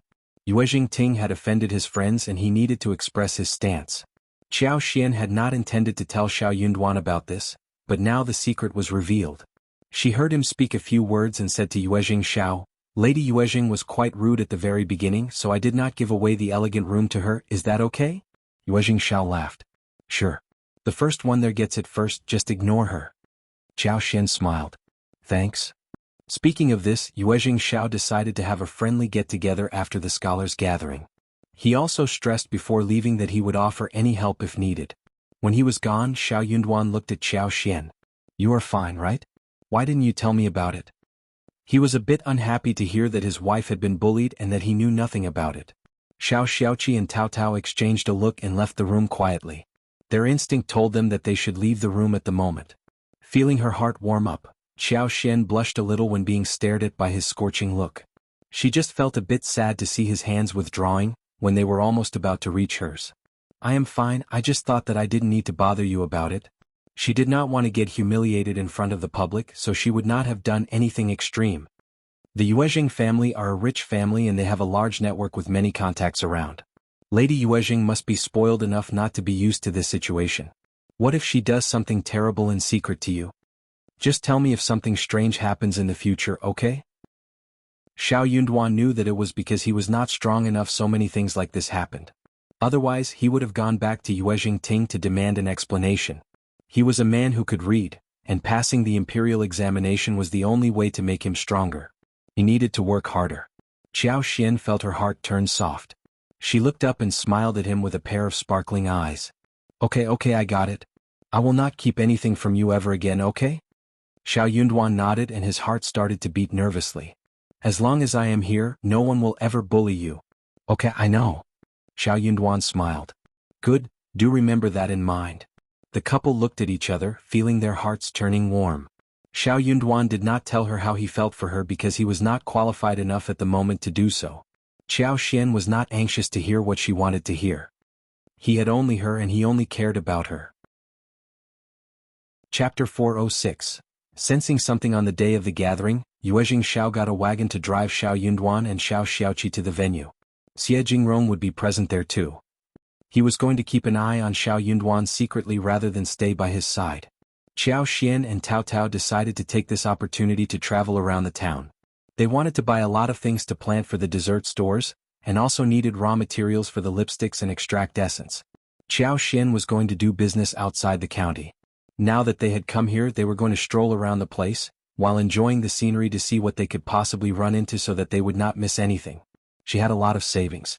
If she could buy a piece of land in the outskirts of the province or somewhere far away from home, she would benefit a lot from that purchase as well. There would be a great deal for them. The two girls rented the wagon which they had rented before. According to the coachman, there was a beautiful site several kilometers away from the center, so that was where they headed towards.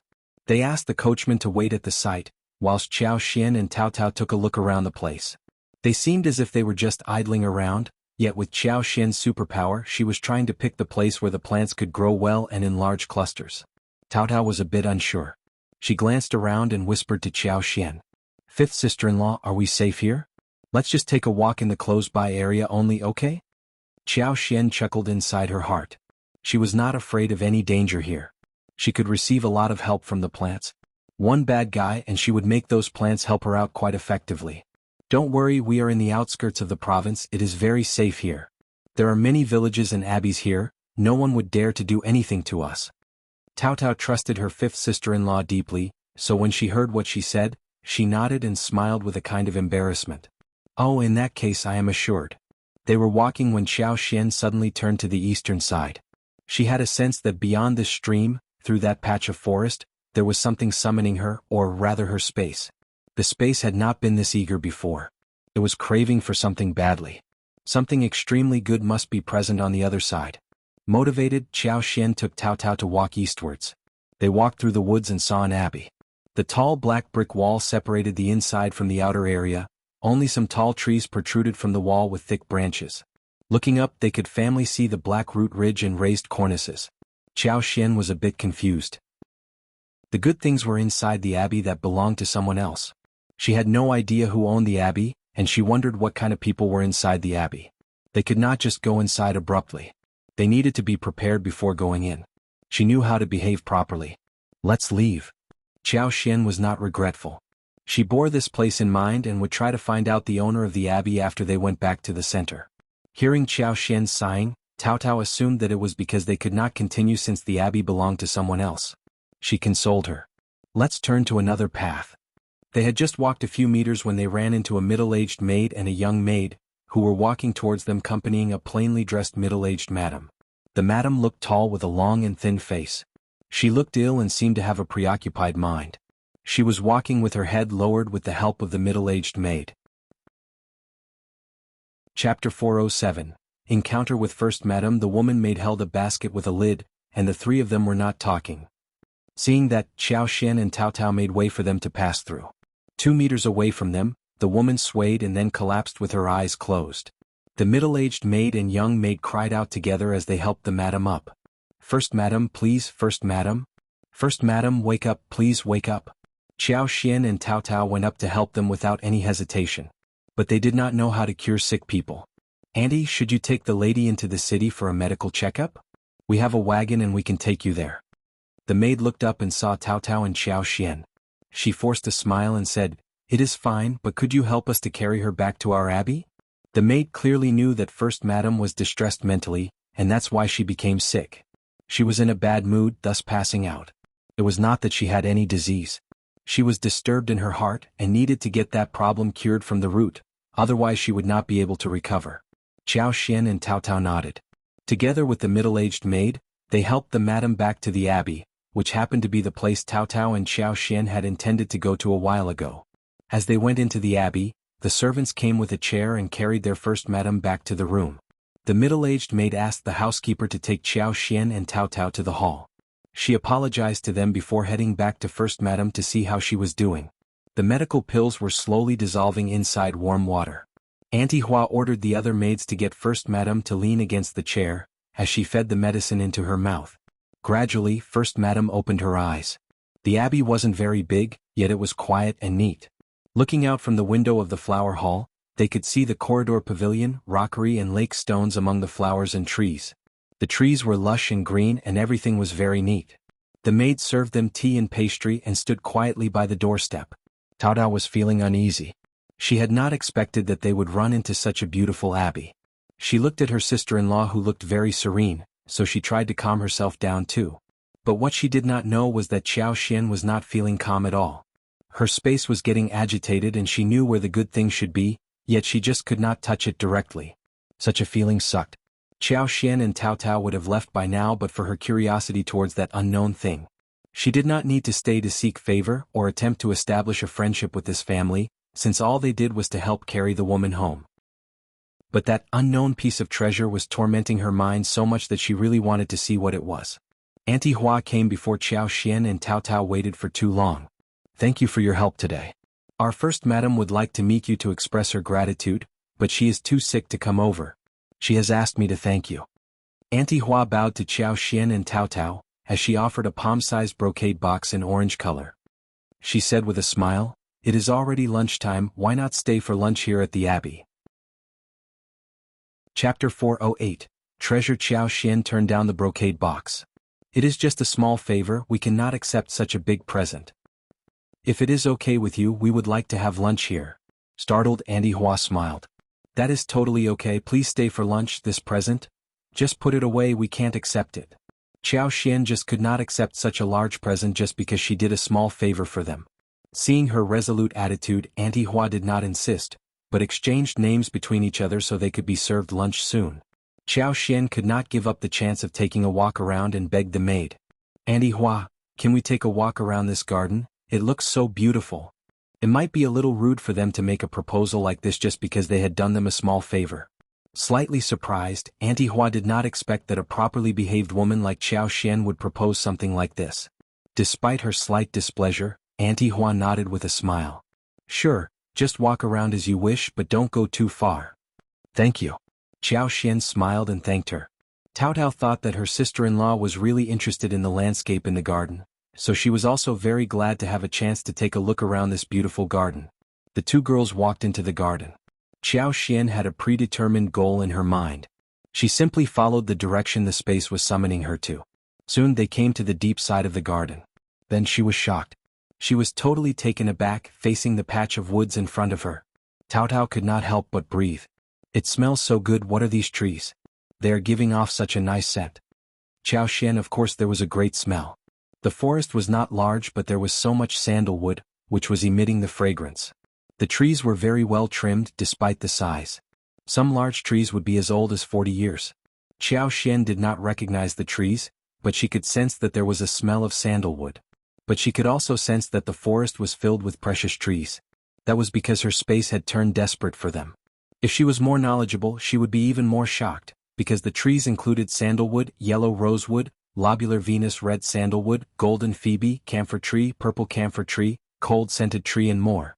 The owner of the abbey apparently loved those precious woods, so they had this patch filled with trees many years ago. These were huge trees. Xiao Xian could not help but walk into the trees, when she saw a very tall, sky-piercing tree. But she could not just take them. She wanted to get a few twigs, but she failed to reach them. She needed to walk up to the tree to get them. Xiao Xian struggled for a while, but didn't ask Tao Tao to climb the tree together. It would be embarrassing if people in the abbey saw it, especially after they were received so warmly. If she did this, it would be too disrespectful and unsuitable. Xiao Xian thought and decided to ask Auntie Hua to get 2 twigs for them. Small ones would do too. As long as these twigs went into space, with the blessing of magical power, the space would be full of vitality. The small branches could take root and grow vigorously. Chapter 409. Repair. The trees from all over the country were all gathered here, which was not a very easy thing to achieve. The owner must have spent a lot of money and energy on this project. They were all precious things, and the owner might not be willing to share anything with her. But she could give it a try. "Sister-in-law, look, someone is there." Tao Tao tugged at Xiao Xian's sleeves as she pointed at a place not far away.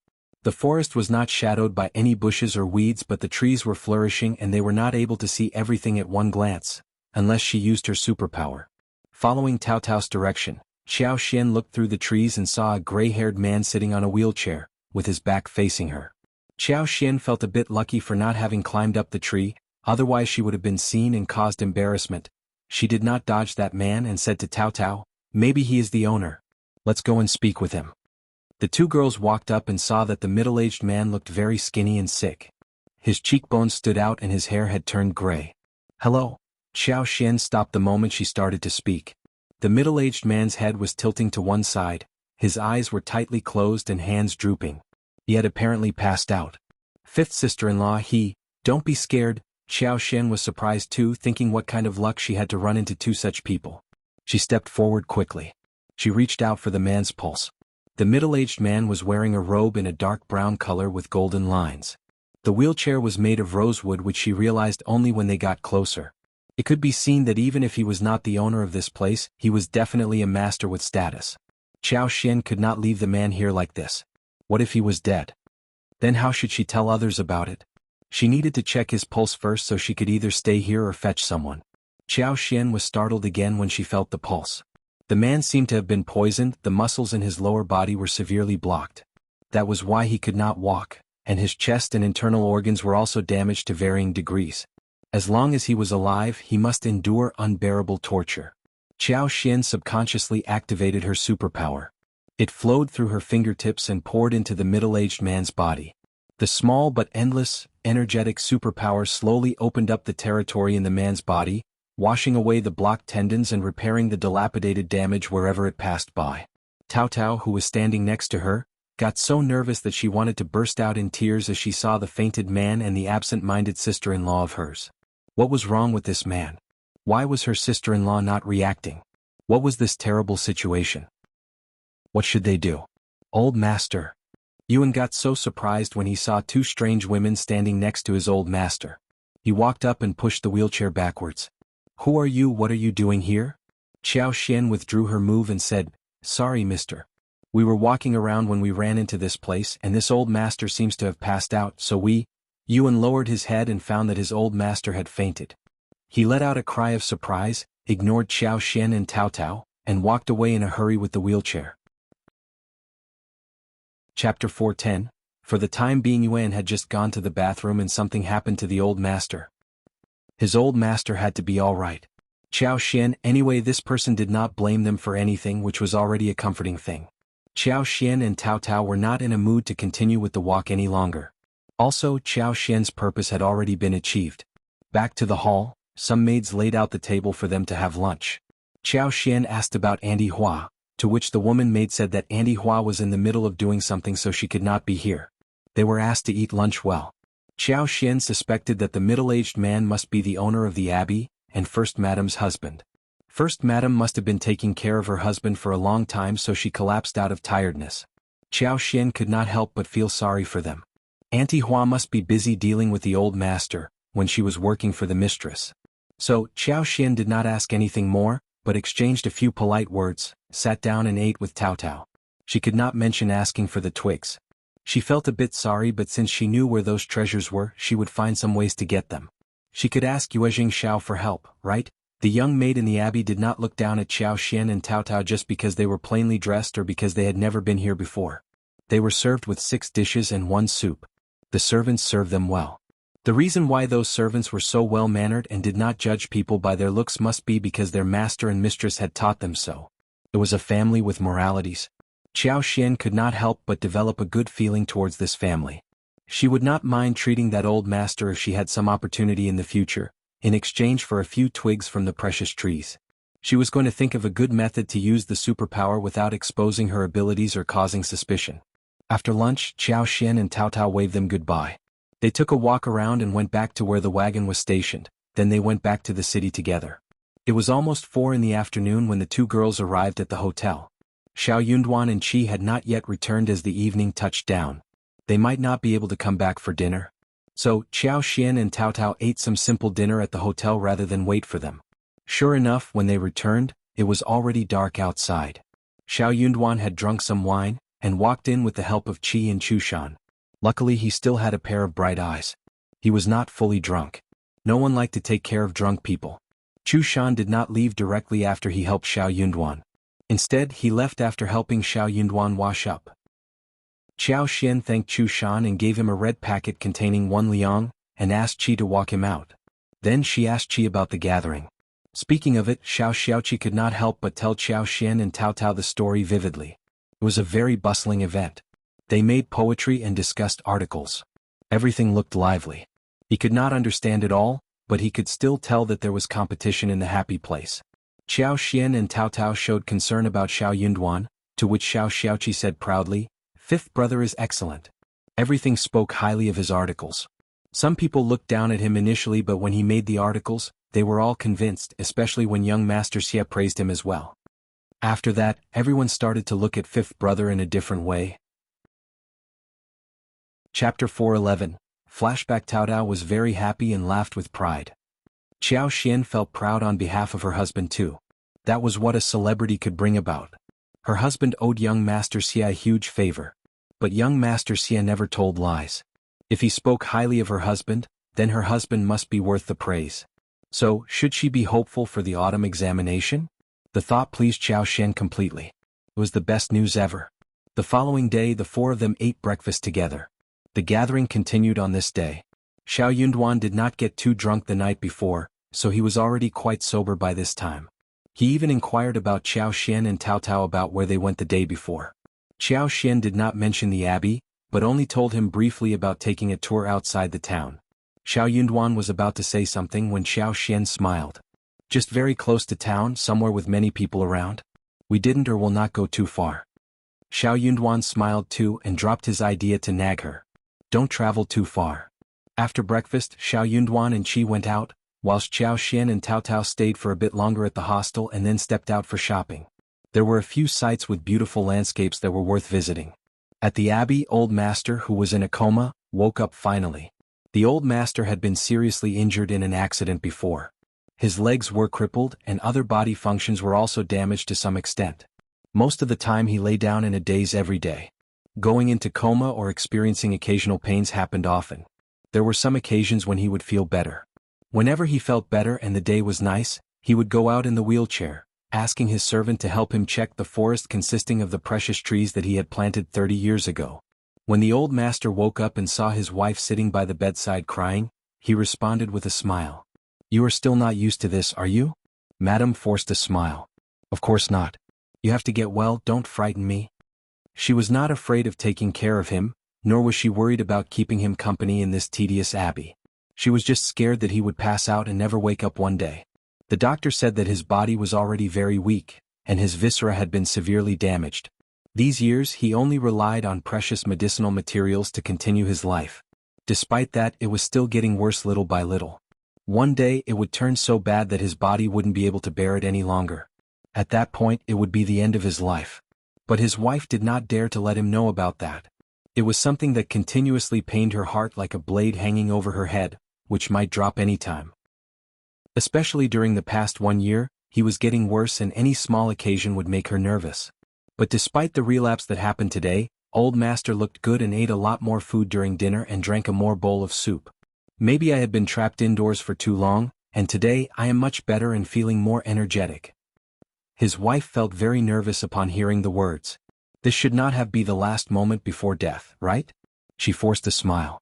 Good that you are getting better, good. First Madame slept in the old master's room that night.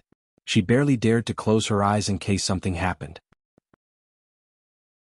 Chapter 412, Curious. Luckily, old master woke up in time the next day, and he seemed to have turned better than the day before. The doctor came to check on the old master today and was shocked. Old master, madam, did you consult another doctor? Or did he drink any medicine or get acupuncture or anything else? Huh? What? Both old master and madam were confused. What do you mean, Dr. Tang? You are the only doctor who is taking care of his health, and he eats and takes medicine according to your instructions. No one else is involved. For real? Of course I am not joking about this. Madam said seriously. Dr. Tang said, Madam, please, I don't mean anything like this. It is just, I found that old master has turned much better than before. Dr. Tang gave a hard pinch on old master's left calf and said, Sorry. The old master let out a scream. It hurts. Madam stiffened, and Auntie Hua as well as everyone else all got very shocked. What are you saying, old master? Madam's voice shivered. It hurts. Dr. Tang, can't you be gentle, you? The old master finally realized what was going on. He stiffened too as he mumbled. Am I dreaming? Pinch me again now. He lost feelings for his legs ages ago, and a pinch or even a stab of knife would lead to no feelings at all. But Dr. Tang just pinched him and he felt the pain. He could not believe that it was real. Dr. Tang pinched him again. Ah, it hurts. Old master inhaled and said, Dr. Tang, can't you be gentle? Everyone burst into laughter. Auntie Hua smiled and said, This is great news, madam. Every servant started to pass on congratulations to the old master. First madam could not help but smile. That is a piece of great news. Dr. Tang, what on earth happened? Thank you so much for your help. Dr. Tang shook his hands. No, madam, this has nothing to do with me. If I were this capable, I would have cured the old master long ago. Not only have old master's legs gotten better, but the previously blocked tendons also show signs of unblocking. Even the wounds in his viscera also get better. This is definitely not my contribution. I am also wondering who is so capable to have done so. Dr. Tang looked very expectant. Old Master and Madam exchanged a look between themselves. Oh well, Old Master, Madam, just think about it thoroughly. Did you run into anyone today? Or ate or drank anything different? Anything? Old Master and Madam thought deeply. There was nothing out of the ordinary. My old master is receiving treatment in the abbey and no guests come over except for his son and daughter-in-law who visit him sometimes. Auntie Hua smiled. Yeah, it is very quiet here and the old master is receiving treatment here because he doesn't want to be disturbed. No one was here today except Madame Chiao and her sister-in-law, who helped us to get Madame home. Dr. Tang's eyes sparkled as he said, they did not meet the old master? It was an offhand question, but Dr. Tang was very curious to know the truth. He did not want to leave out any possibility. Chapter 413, Dreaming. Auntie Hua laughed. Of course not, they didn't even meet the old master. Yuan suddenly looked up and looked at Auntie Hua. He thought for a while and said carefully, the two ladies? They did meet the old master yesterday. Yuan recounted what happened in the forest the day before. Dr. Tang added. Old master was in a coma, and no one knows what they did. Where are they right now? Can I meet them? Everyone present. They felt that Dr. Tang had turned mental. Madam smiled. Dr. Tang, that can't be possible. I don't think that is possible either, so I need to find out what is going on. Can it not be because your medicine works? Impossible. I know what medicine I have prescribed. What about doing it like this? We look for the two ladies. In the meanwhile, old master, Madam, and Auntie Hua, you can start to recall what you have given or done to old master or eaten anything special. If we find the cause, the old master's health could turn better. Everyone got very motivated. Dr. Tang, you are saying that old master is becoming better. Can you check him more carefully and see what is it that made him better? Dr. Tang laughed bitterly. If I was able to do so, I would definitely have found the cause. But I can't. Old master's health has improved, but I don't know how. I need to find the cause. Madam nodded. Okay, I got it. Dr. Tang added. If you find the cause, you have to tell me about it definitely. Of course. Dr. Tang sighed and left. Madam asked Auntie Hua to think it through carefully and asked the servants to fetch her son. Her son was very good at finding people. It turned out that her son was Yuezheng Xiao. Yuezheng Xiao was doing accounting in the study, and when he heard that his mother was looking for him, he got frightened and miscalculated things. He turned anxious suddenly, wondering if something bad had happened to his father. So he hurried off to look for them. His mother had never urged him so quickly. He arrived at the abbey and heard what happened to his father. He became so happy. No wonder his mother was in a hurry. His mother just could not wait to tell him the good news. First, Madam narrated what Dr. Tang had told them and said bitterly, we are clueless about this. We are wondering what happened to your father. Can you help us find a couple of ladies? Yuezheng Xiao listened to her carefully. But as the story went, he felt that something was getting really weird. Madam Chiao, Mississippi Xiao? Sister-in-laws? But weren't they? How did they end up coming to his abbey and cure his father? Also, since when did Madam Chiao know how to cure people? Yuezheng Xiao felt as if he were dreaming. Are you listening? First, Madam patted him as she saw her son's mind drifting away. Yuezheng Xiao smiled. I am. You need to find those two ladies, right? I will definitely get them here for you.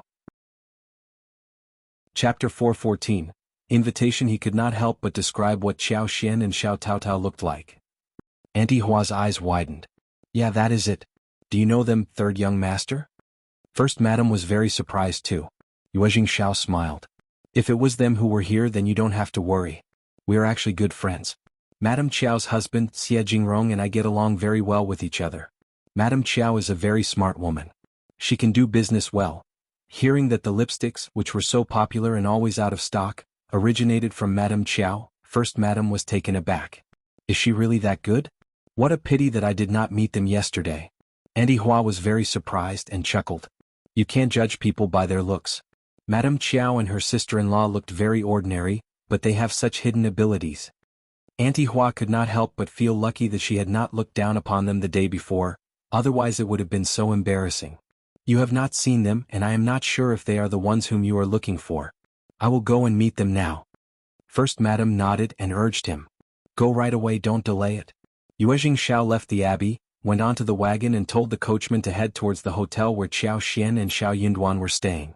I have not yet confirmed it, but I do feel that they were the saviors. Sister-in-law is a great woman and I am good as well. What luck I have. Yuezheng Xiao came to the hotel but Xiao Xian and Tao Tao were not there. The two ladies had gone shopping. They planned to try different cuisines so they took a slow walk around and bought some interesting things. Yuezheng Xiao could do nothing but wait at the hotel. It was not long after lunch that the two ladies returned.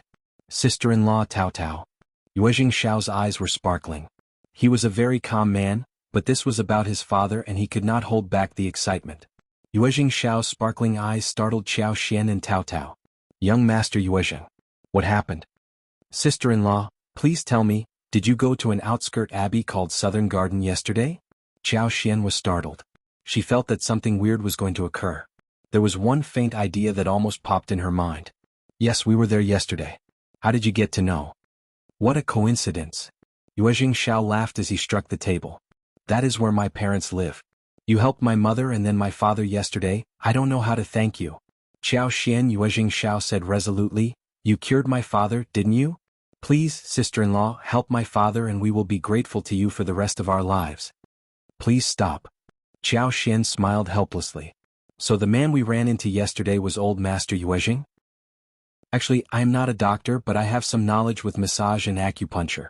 I was worried about old Master yesterday so... He is better now, right? Yuezheng Xiao laughed bitterly. My father has been ill for many years. He was seriously injured in an accident when he was walking with a caravan. His legs became numb and his internal organs were severely damaged. All these years he has just been dragging his body until yesterday. But you helped him and his spirit has improved a lot already. Dr. Tang diagnosed him today and found that he has become better, and his legs are also feeling some sensation. Chapter 4:15. Tryout. Sister-in-law, you can definitely save my father. Please help us. Xiao Xian was very surprised. Did it work out well? Yes, it worked very well. Yuezheng Xiao nodded constantly. Please, sister-in-law, can you come with me to Southern Garden, please? Xiao Xian fell into contemplation. Yuezheng Xiao coaxed her. Southern Garden is close by. I promise to drive you back to the hotel before the gate closes. Yuezheng Xiao would not have urged her so much if it had not been for his father's health. He seemed to be a little bit disrespectful when he was pushing her in this way. But Xiao Xian could understand his mood. If he were to remain calm when it came to his father, then such a man would be deemed as cold-blooded. Okay, we will come with you. But I am not sure if I can be of any help. Yuezheng Xiao did not care and said with a smile, Of course, sister-in-law, you can check him first. We won't force you to do anything. Xiao Xian smiled. That was true. They went to Southern Garden and met the First Madam. First Madam sized up Xiao Xian and could not help but develop a good feeling towards this woman. She looked graceful, open and made people feel comfortable. It was you who helped us yesterday, and I should have met you personally yesterday. I am sorry. Xiao Xian smiled. That is fine, First Madam. You are busy and you didn't have time for polite pleasantries. You treated us well though. Also, First Madam, you needed to rest well too. Thank you for your understanding. First Madam smiled briefly and lowered her head. Her nerves remained tensed up all the time, but there was nothing she could do about it. Yuezheng Xiao cleared his throat and said with a smile, Sister-in-law, please don't be so restrained. You can address my mother as aunt, and if you don't mind, my mother can call you niece. First Madam and Xiao Xian laughed. She did not refuse and greeted First Madam by addressing her as aunt. First Madam asked them for their names and called them by their names. She even gave Tao Tao and Xiao Xian a pair of ruby-embodied golden hairpins as greeting presents. They exchanged a few words and then talked about what happened the day before. First Madam realized that Dr. Tang had guessed it right. Xiao Xian had helped her husband. She could not help but exclaim with excitement. Xian, could you please help him again? He has been lying in bed for so many years and I am afraid. First Madam started to sob. Yuezheng Xiao turned to her and consoled her. Don't be sad, Mom. He is getting better, right? His health will surely improve. He and his elder brother had never stopped hiring the best doctors around. Xiao Xian consoled First Madam and replied soothingly. I will give it a try. Let's see if that works. First Madam was so grateful already that Xiao Xian had decided to help them.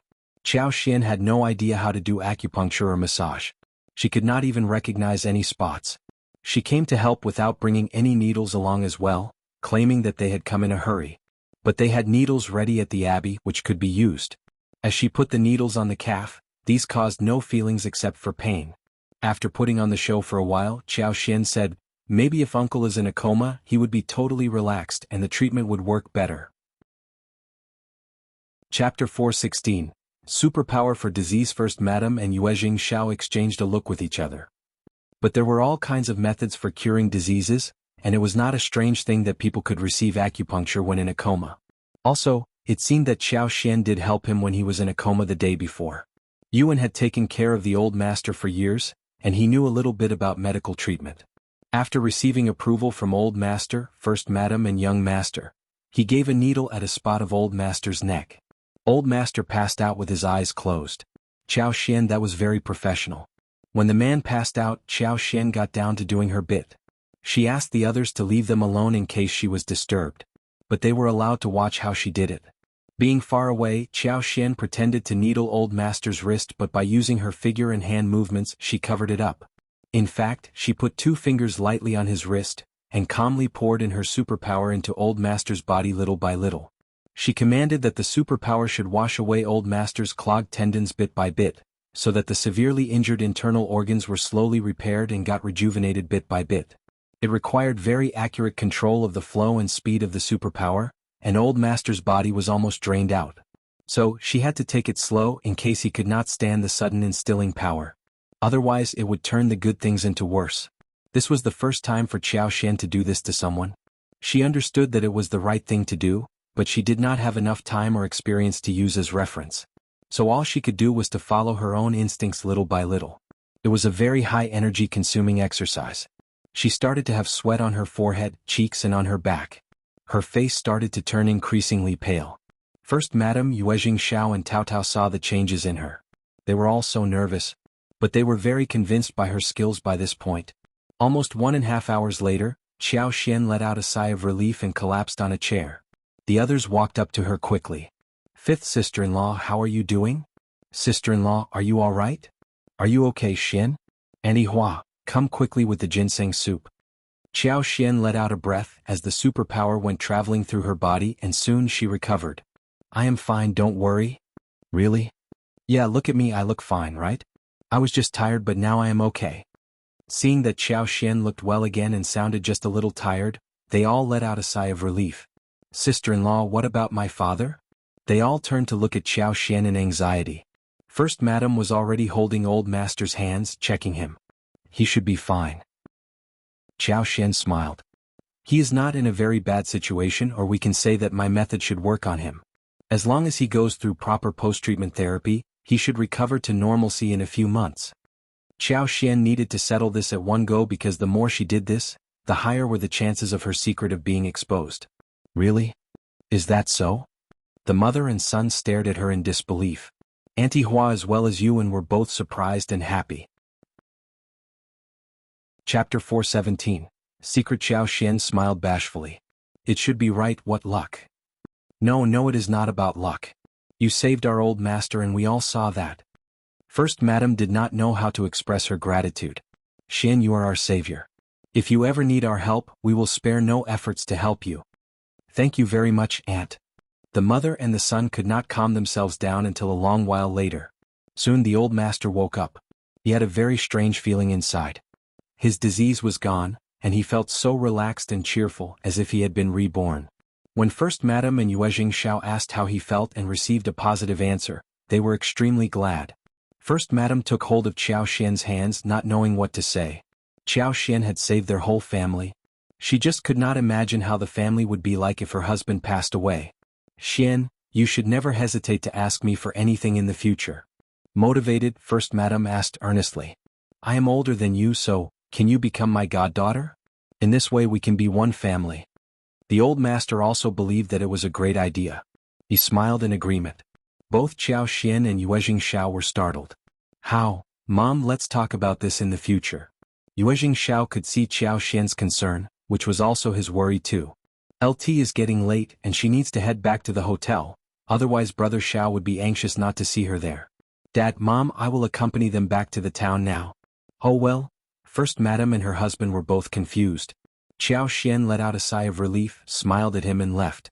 First Madam noticed that it was getting very late too, and she also needed Dr. Tang to check her husband, so she saw them off enthusiastically and stressed that Yuezheng Xiao should accompany them back to the hotel.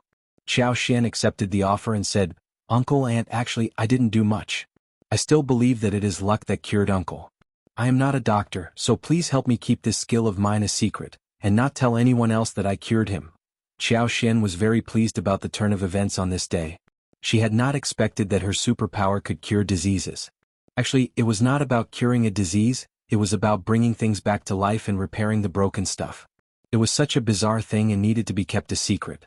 In future it would be used to save herself and family members, not to make money. Hearing that, Yuezheng Xiao said seriously, "Dad, Mom, if this is what my sister-in-law wants, we need to respect her." First Madam and her husband were both smart people, and hearing Xiao Xian's request, they understood what she was worried about. They nodded and said, "Xian, don't worry, we will arrange everything well and not spread out even a word about it." Feeling assured, Xiao Xian waved them goodbye and left.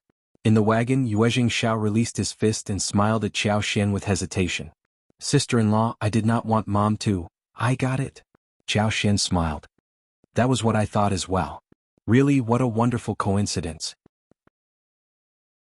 Chapter 418. Concern. Yuezheng Xiao laughed. "Great that you understand it. Even if my parents haven't taken you as their goddaughter, our relationship would not be affected. We are a family and you and Brother Xiao can ask us for anything in the future." Xiao Xian smiled. "Sure." Yuezheng Xiao accompanied them to the hotel, but Xiao Yunduan and Qi had not yet returned. Yuezheng Xiao asked the coachman to speed up as he rushed out of the gate and headed back to Southern Garden. He was worried about his father and had decided to stay overnight at the abbey. First Madam and her husband decided to find Dr. Tang to check Old Master up after a few days since Xiao Xian did not want to reveal her identity. They needed to think about how to make up the story for his cured condition. The Old Master was well aware that he was getting better and did not need a doctor this soon. After all, Old Master's recovery was not going to remain a secret for long. The moment Yuezheng Xiao came, First Madam blamed him. "Why did you stop me from taking Xian as my goddaughter?" Yuezheng Xiao smiled bitterly. "Mom, please hear me out. It is not the right thing to do. Sister-in-law would not have liked it either." "What? You know whose daughter is sister-in-law?" Yuezheng Xiao explained quickly. "Her father is county magistrate of the county. The county magistrate used to work in the capital and he desperately wants to go back to the capital. He is selfish and narrow-minded, not a good man.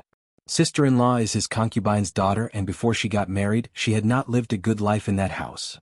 Yuezheng Xiao was curious about Xiao Xian, so he had looked into her family. Hence, he had a lot to tell First Madam when it came to this point.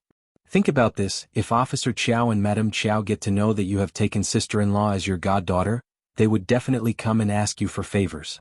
At that time, are you going to say yes or no to them? Also, my sister-in-law has already remembered our gratitude. There is no need to take her as the goddaughter because she is aware of our feelings." First Madam could not help but feel sorry. She sighed emotionally.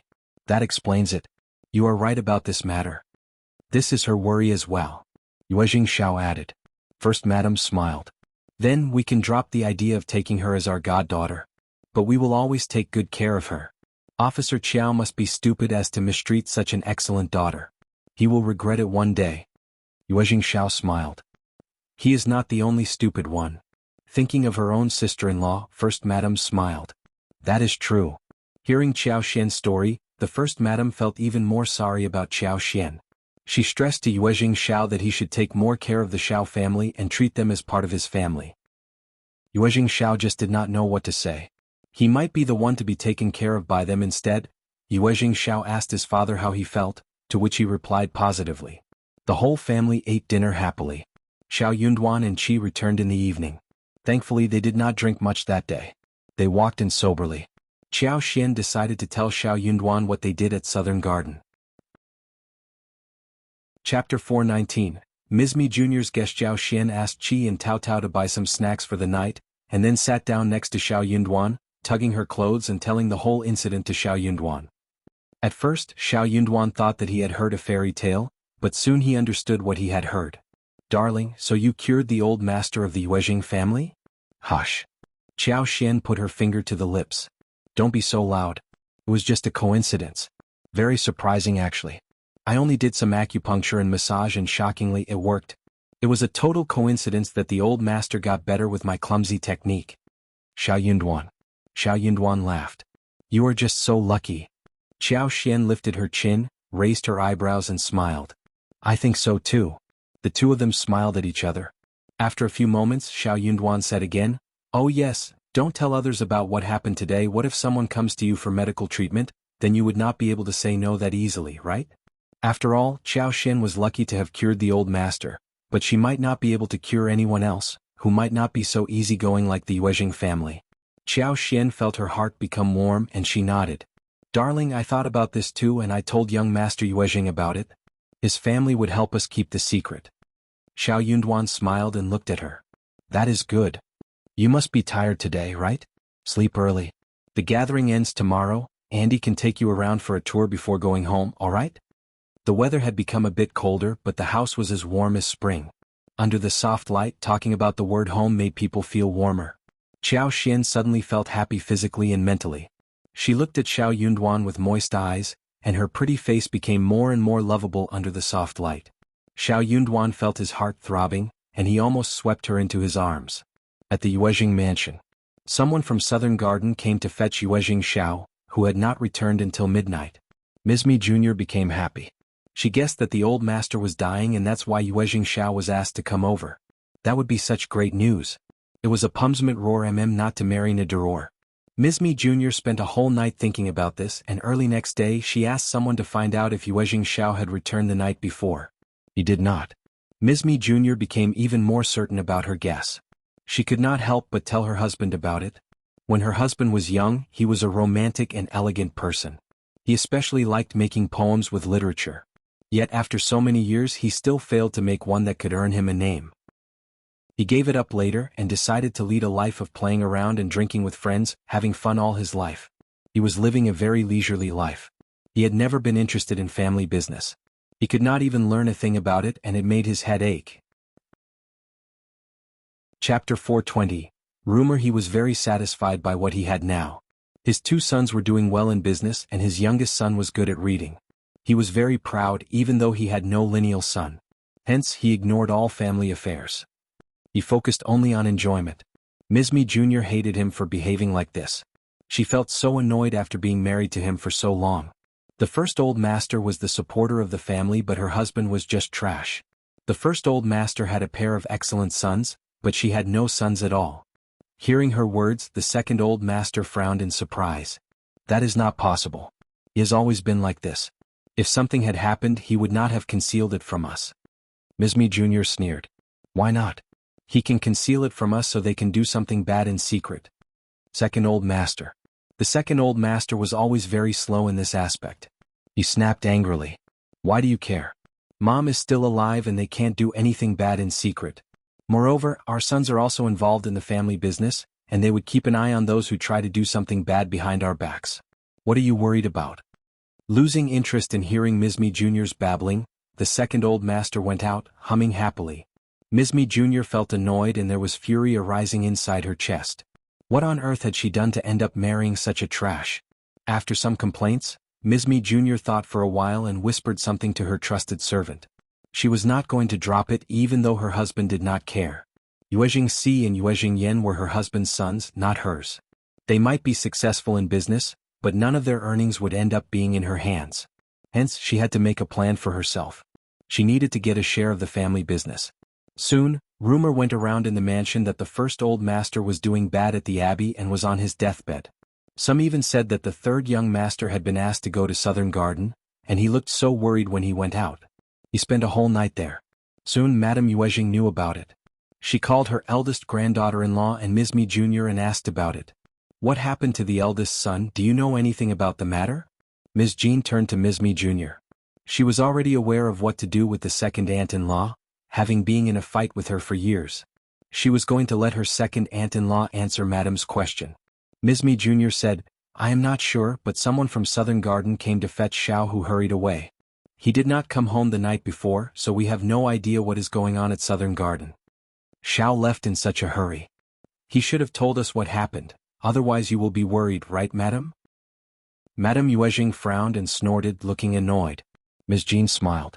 Madame, maybe he did not tell you about it because he did not want you to get worried. But I am sure that he won't conceal anything from you deliberately if something really bad is happening. I will get my people to look around at Southern Garden. Those servants indulge in too much gossip. He was at Southern Garden and did not return overnight. What does that mean? Chapter 421. Investigation.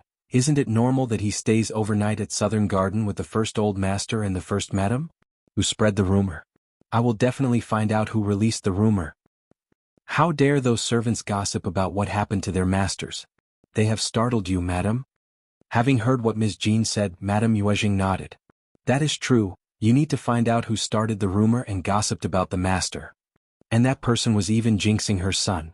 Even though she preferred Ms.Mi Jr. over her eldest son's wife, it was still her son they were gossiping about. She still did not want to hear anything bad about him. Find the culprit and punish that person seriously. Beat that servant and sell him or her out. We must not keep someone horrible like this at home. You are right, Madame Yuezheng. I will bear your instructions in mind. Ms.Mi Jr. clenched her teeth and cursed Ms.Mi inwardly. Since Madame Yuezheng approved of the investigation, she had no way to counter Madame Yuezheng, who might get annoyed hearing any contradictory words. But she still wanted to add fuel to the fire. But after all, Xiao was still too impolite not to have informed us about this. Otherwise there would not have been any problem like this. Ms.Mi smiled. Second aunt-in-law, I don't agree with you. Third brother goes to Southern Garden so many times in a month, must he tell his servants every time he goes there? He is the master and servants are those who work for him. They are not in a position to gossip and guess about their master's life. There is nothing more we can do about it now, let's wait until news from Southern Garden arrives. Madame Yuezheng, don't worry. I will arrange the investigation right away, what do you think? Niam Yuezheng 100 Kia at TNE 2 or TNEM. Stop TNE argument. Sort out TNE matter first. You can go now. Madame Yuezheng was very satisfied with Ms.Mi, who always knew what she should do when faced with an emergency. Ms.Mi accepted the order and retired. Ms.Mi did not care if Ms.Mi Jr. was going to instigate Madame Yuezheng to do something else. Ms.Mi Jr. was in control of her own words, and that was beyond her reach. She only needed to focus on what she was entrusted to do. She had to find out the source of gossip. Her second aunt-in-law went way over the top this time. She started to create rumors about her father-in-law. She was going to counter her, else she would not have any idea how to explain that to her mother-in-law and husband. One night passed at Southern Garden. Yuezheng Xiao and his mother, including Auntie Hua and Yuan, were all very nervous, fearing that old master would return to where he had been before. But the old master turned out to be very lively when he woke up, saying that the night before was the best and most steady night he had experienced during the past few years, and that he felt nothing strange about himself. He even had some sensation on his legs and he could feel Yuan's massage. If all went well, he might even be able to take a walk with people's help after a few days, and maybe after some more time of therapy he would recover totally. Yuezheng Xiao and his mother were reassured and cheered happily. You have to thank Xian. First Madam smiled. Xiao, find a good present for her. I have something for her too. Oh yes, what about inviting young Master Xiao and Xian and the family over for food? We have to treat them properly. Yuezheng Xiao nodded with a smile. What about tomorrow noon? Today is the last day of the gathering. They were talking about therapy and invitation, when Ms.Mi's devoted maid arrived there. Chapter 422. Elder sister-in-law. The maid narrated all that Ms.Mi told her to, and First Madam's face sank slowly. How dare she spread rumors like this? Does she really think that there is nothing I can do about her? She in First Madam's mouth was Ms.Mi Jr. The more she thought about this, the more angry First Madam became. Is Ms.Mi Jr. crazy? I don't interfere with what is happening at the mansion, so she thinks that she can do whatever she wants? Good, I will talk to her about this soon. Someone must have spread the rumor about the old master, and that's why the servants dare to gossip about their masters. First Madam could figure out the culprit instantly. Yuezheng Xiao was disgusted too. But he stopped First Madam. Don't get angry, just ignore her. Dad is getting better now. Let's see how annoyed she becomes when she realizes what actually happened here. Anyways, I am going home now. First Madam breathed in forcefully and nodded. Don't tell anyone about your father's recovery, except for your elder sister-in-law. And tell her to stay tight-lipped as well. Okay, Mom? He was going to make it public when his father recovered completely. And his father was definitely going home for the new year. Yuezheng Xiao returned to the mansion and went to Madame Yuezheng directly. Madame Yuezheng asked him about the situation. Yuezheng Xiao was surprised. Dad is still under treatment and he is fine. Who spread such a rumor? Mom urged me to go there because she said that Dad was missing me. So I hurried over and spent the night there. Who is so bold as to spread rumors about their masters? Grandma, you have to defend my father. Dr. Tang says that he is getting better these days, and if he hears such rumors he might be really depressed. Hearing that her son was not getting worse, Madame Yuezheng let out a sigh of relief. Then she became furious. True. Find out who is behind this. Don't worry, your elder sister-in-law is already at it. Yuezheng Xiao nodded and said, I will go and visit my elder sister-in-law and tell her about this so she can be assured too. Madame Yuezheng nodded. Okay, do that. Yuezheng Xiao told Ms. Jean about how his father was recovering and would most likely come to the mansion for the new year. He told her to stay quiet about the matter. Overjoyed, Ms. Jean pressed down her excitement and asked a few more questions out of concern. Yuezheng Xiao told her everything. Ms. Jean smiled. Thank God for helping us, this is great news. Yuezheng Ting and her mother were annoying and kept causing her trouble. Even though her mother-in-law left some helpers for her, Ms. Jean was still very tired. After all, Ms.Mi Jr. was one generation older than her, and Yuezheng Ting was her sister-in-law, so she could not do much to counter them. She was burdened by some family affairs whilst dealing with those annoying mother and daughter. At the same time, she had to take care of her two sons. She wished so much that her in-laws could return to the mansion as soon as possible. She could only be truly relaxed when her mother-in-law was home. Every time she went back to her mother's home, her sisters and friends all felt so jealous of her for not having a pressing mother-in-law. But she could not explain how miserable that feeling was.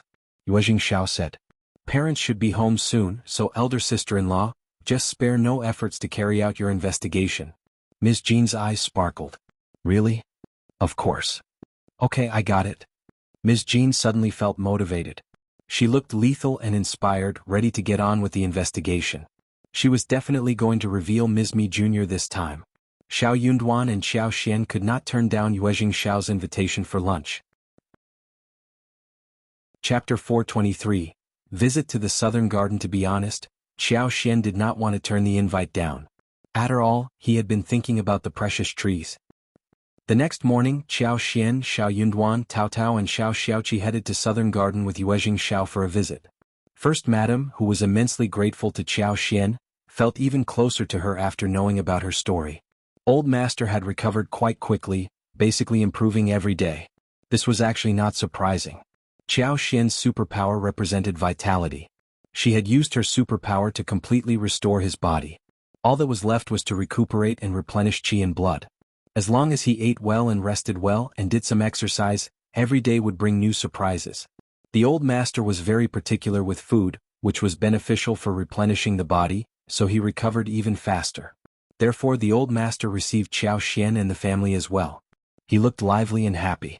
He did not seem to be tired at all. Xiao Yunduan was very well-mannered and talked about various interesting topics, making the old master feel very happy. He felt that his son was good at making friends. Xiao Xian asked for a visit in the garden last time, but this time, First Madame volunteered to show Xiao Xian and Tao Tao around. There were countless flowers and trees in the garden. Although the old master did not have the opportunity to appreciate them often, First Madame still ordered people to take care of each flower and tree carefully, so that her husband would be able to appreciate the scenery in the garden whenever he wanted to and never feel sad. It was a time when chrysanthemums were blooming. First Madame took the two ladies in the garden for chrysanthemum viewing. First Madame had a wide knowledge about it, so she presented the categories to Xiao Xian and Tao Tao, who were pleasantly surprised. Xiao Xian had seen many kinds of chrysanthemums, but many had disappeared in the later generations, which were now lively here in the garden. Tao Tao was shocked too and said, We have so many wild chrysanthemums in the mountains and by the riverside. I thought that I had seen all kinds of them. But there are so many different kinds of them here. So beautiful and big, I like them all. That made First Madame and Auntie Hua laugh. First Madame said instantly, If you like them, I will get Xiao to deliver some to you. Is there anything else you want? Just tell me and I will give them to you, these are not expensive for us. Tao Tao was so surprised and her eyes were sparkling. Instead she turned to Xiao Xian. This was a chance delivered to their doorstep. Xiao Xian was just wondering how to lead them to the topic when they mentioned the matter themselves. Xiao Xian smiled. Thank you for the offer, Aunt. We are building a new house and we will plant some in our garden. First Madame smiled. Okay, Auntie Hua, Do bear this in mind. In addition to chrysanthemums, get some good mountain peonies, Chinese peonies, French hydrangea, laurel and magnolias later as well. Anything else you want? Auntie Hua smiled. Okay, madam. Xiao Xian smiled. Oh yes, aunt, I find that you have some fragrant rosewood and red sandalwoods in the garden. Can I have some of those interesting plants too? Both First Madam and Auntie Hua were startled. Chapter 424. Prediction. Xiao Xian smiled. Small tree buds are fine, or even some twigs are alright. First Madam smiled. Xian, you do have good judgment. You like nothing except these expensive ones. Auntie Hua laughed. Very true. First Madam said, your uncle has been interested in those trees for a long time. He has bred many of these just to make wonderful furniture. He was worried that they would not be enough, so 30 years ago, he planted many tree buds in the southern garden, as well as in other gardens of ours. Some of the tree buds grew up, some failed to live, but those in southern garden grew best. I will fetch some suitable ones from the other two abbeys and give them to you. Or I can just get Xiao to buy some back. Twigs are useless, not that I am too stingy to share some with you. First Madam would not turn down what Xiao Xian asked for, though what she had asked for seemed quite unexpected. Her husband loved those things and would not be stingy as to not share any with Xiao Xian. He could just buy some more buds and breed some more. Xiao Xian simply could not wait toward the tree buds but smiled. Aunt, you don't have to make such a fuss. I'm very good at planting trees and flowers. You can just give the twigs, I can definitely breed them well. Tree buds are not needed. First Madam. Although Xiao Xian tried to conceal her anxiety, First Madam still sensed how anxious she was about it. Alright then, she could get her some twigs. Anyways, she was going to get the tree buds as well, so Xiao could deliver those to her place later. First Madam did not believe that twigs were useful, but she pretended that she believed her. Okay, that sounds good. Auntie Hua, just get some twigs and tie them up for her. Okay, First Madam. Thank you, Aunt. No worries. First Madam smiled.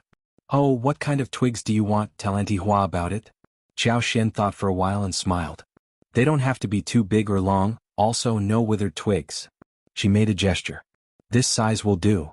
Auntie Hua nodded. I have remembered it all. The turn of events pleased Xiao Xian a great deal. Done. She had a feeling that after this, the space would definitely give her a lot of surprise. After walking for a while, First Madam took them back to the house for tea, snacks and a casual conversation. At lunch, Yuezheng Xiao stayed with Xiao Yunduan and Qi whilst the First Madam was accompanying Xiao Xian and Tao Tao. First Madam had made a lot of efforts for this lunch. She transferred the chef from the mansion and started to make preparations the night before. The dishes were made with a lot of effort and they were, of course, exquisite and delicious. Almost every noble family had their private dishes and special pastries. So did the Yuezheng family. The Yuezheng family's famous dishes were clear soup cubulos and abalone knuckles. The clear soup was extracted from chicken, duck, elbow, scallops, ham, and the soup was clear as water. The cubulos was smooth and soft but did not break when eaten. The freshness in the mouth was just indescribably wonderful. The abalone knuckles were flavored with a special broth, and the sauce was thick and bright as oil and fat were removed, so the whole dish was soft and delicious. Chapter 425. Lucky these two dishes could not be eaten anywhere outside their family. First Madam introduced the specialties to the two ladies, and Xiao Xian and Tao Tao, after eating such delicious food, praised the dishes generously. It was always nice to see that the guests liked what the host had prepared for them, especially for First Madam, who had been taking care of her husband all this time and never got a chance to relax. She had not treated people over a meal in a long time.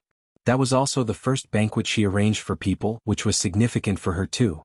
Seeing that Xiao Xian and the family loved what she had arranged, she felt really happy. Xian, you are not in a hurry to go home, right? What about staying at Southern Garden for a few days? The chef is very good at making food, you can eat many delicious dishes here. But Xiao Xian could not stay overnight. She smiled. I should not turn down your invitation, but we have been away from home for too many days, and it is time for us to go back. We are building a new house and we can't be outside for too long. Also, Uncle is still recovering and needs to be taken care of. We can't keep you busy at the moment. We will come to visit you on our next trip. First Madam smiled. It is a deal then. You definitely have to come to visit me often. When spring comes, just remember to come and see the flowers. There are many beautiful sites in the province which I have not visited for many years. We can go there together next time. Xiao Xian felt warm inside her heart, so she nodded and said, "Okay, I will definitely be here." The old master still needed to rest, so after lunch, Xiao Xian and Xiao Yunduan as well as their family left. First Madame told Yuezheng Xiao numerous times that he should treat them well and should give them the wagon to go home. Yuezheng Xiao nodded in agreement. The following day, Xie Jingrong treated them to a meal. At the banquet, he was surprised to hear about the old master's recovery and congratulated Yuezheng Xiao sincerely. Later, Xiao Yunduan went shopping with Xiao Xian, Qi and Tao Tao for a day and bought some stuff. They decided to go home the next day. Yuezheng Xiao had 2 wagons prepared for them, one for them to ride, and the other for the products and presents which the Yuezheng family gave to them. These included the twigs and some small tree buds which they had found. Yuezheng Xiao said that when the new house was built and the spring came, he was going to visit them and bring the plants to them personally. He also said that the brocade boxes were presents given by his mother to Xiao Xian. It was still Chu Shan who drove them home. They set about before dawn, so when they arrived at the county, it was still quite early. Xiao Xian and Xiao Yunduan booked 2 rooms at the hotel, telling Chu Shan to stay there for one night as well. There was no good place for him to stay at their current home. They had just booked the hotel and were about to get onto the wagon, and they heard a sound of "hey" behind their backs. Startled, Xiao Xian knew that it was Xiao Ko who was there. She and Xiao Yunduan exchanged a look. They waved and blinked at Chu Shan and the coachman in the wagon, thinking that they were lucky that they had not yet gotten into the wagon. Good. If Xiao Ko and Xiao Wei saw them going into the wagon, they would have had difficulty in explaining what was going on. Xiao Xian turned around and saw Xiao Ko lifting the drapery, smiling at her and Xiao Yunduan. Next to her was Xiao Wei. Chapter 426. Slap on face. Xiao Xian held in her anger and walked up to Xiao Yunduan. "What a coincidence, sisters." Xiao Ko sneered. "What are you doing here?" Xiao Yunduan smiled. "I am going to college and my wife is keeping me company." Xiao Wei snorted. "Minghua College does not follow rules now? Anyone and everyone is allowed to go inside?" Xiao Xian said, "I will be waiting for my husband outside." Xiao Ko chuckled. "It seems that you and cultivated talent Xiao are getting on well with each other. When you were about to get married a while ago, you cried loudly, begging not to get married. But it seems that you were pretending, right? Good that my mother knows to whom you should marry. Look at how well you are living now." Having heard what Xiao Ko said, Xiao Wei and the maids around them laughed. Xiao Xian got so angry that she wanted to hit this person. This bitch was so annoying. How could she say such words in front of Xiao Yunduan? Xiao Yunduan moved his feet and guarded Xiao Xian behind his back, glancing at Xiao Ko plainly. "I admire second miss, and she is a kind-hearted woman. She has adjusted well to the marriage and we are living a good life now." Xiao Xian had not expected that he would say so. Feeling sweetness inside her heart, she looked up at him and could not help but blush. She felt a bit embarrassed when hearing such passionate words in front of others. She should hear them in private. Xiao Ko got stuck with words and could not help but feel jealous. What did Xiao Yunduan mean? So he knew that Xiao Xian disliked him earlier, but he still kept flattering her, so she was finally moved by his actions? What kind of woman was Xiao Xian that she was so cherished by someone? She deserved to shed tears and get disdained by everyone around her. Xiao Ko sneered. "Stop being so full of yourself. Do you admire Xiao Xian or are you trying to suck up to my father? Everyone knows the truth." Xiao Yunduan was silent. He wanted to suck up to county magistrate? He had never been to the Qiao family's home except for the 2 times when he had to. Moreover, he had what was he sucking up to him for? But he did not need to defend himself because everyone including Xiao Wei understood clearly that Xiao Ko was just being stupid. That made Xiao Ko feel slapped on the face. She glared at Xiao Xian. Xiao Xian said calmly, "It is getting late, what are you still doing here? If you want, we can find a place and sit down and can have a good chat with each other." Xiao Wei sneered. "No need." Then she told the coachman to drive on and left. They were on the street and she did not want to have any conflicts with Xiao Xian here. It was never a good idea to start a fight on the street. The more she thought about this, the more angry Xiao Ko became. She could not help but complain. Sister, second sister and that cultivated talent are so annoying. They look harmless but they are actually full of terrible tricks. Cultivated talent Xiao is just a cultivated talent at the moment, but he dares to treat us in this way. What if he becomes a recommended man? What more would he do to us? Well, I don't think that he can become a recommended man, but maybe he will try other ways? I wish that he was not a cultivated talent at all. How could such a poor cultivated talent behave like this? He did not deserve to even speak with her. Xiao Wei's eyes sparkled. She snorted and said nothing. But she could not help but think about what Xiao Ko said. Chapter 427. Back home that was true. Cultivated talent Xiao had never sucked up to their parents and even treated Xiao Xian so well. He should not be a cultivated talent. He should just be Xiao Xian's page boy. Back at home, she sent Xiao Ko away and went to her mother, telling her what happened. Madame Xiao did not care much and said disdainfully, "So girl, he is not sucking up to your father because he knows what he is capable of. He knows that even if he tries to suck up to your father will never want to speak with him. You think it is easy to make it to a recommended man? Those knowledgeable people need years to make it to that level. Xiao Yunduan just won't be able to do so. Also, didn't he say that he won't attempt it next year? Just stop thinking about this." Xiao Wei still felt a bit annoyed. But you never know if he will change his mind. I think that we should remove his title as the cultivated talent too. In that case he would not be able to do anything at all. Xiao Ko felt annoyed and Xiao Wei was annoyed too. She didn't expect that Xiao Yunduan and Xiao Xian would not bend down in front of them. No, that won't work. Madame Xiao looked serious. Cultivated talent Xiao is your father's son-in-law after all, and if his title is removed your father will be humiliated. He definitely won't make it to the recommended man, so why bother to make a fuss? You will regret it deeply if your father gets angry. Xiao Wei was startled and hesitated. Her mother was right. The cultivated talent show was too poor to become a recommended man. Also, it was not very easy to remove his title as the cultivated talent either.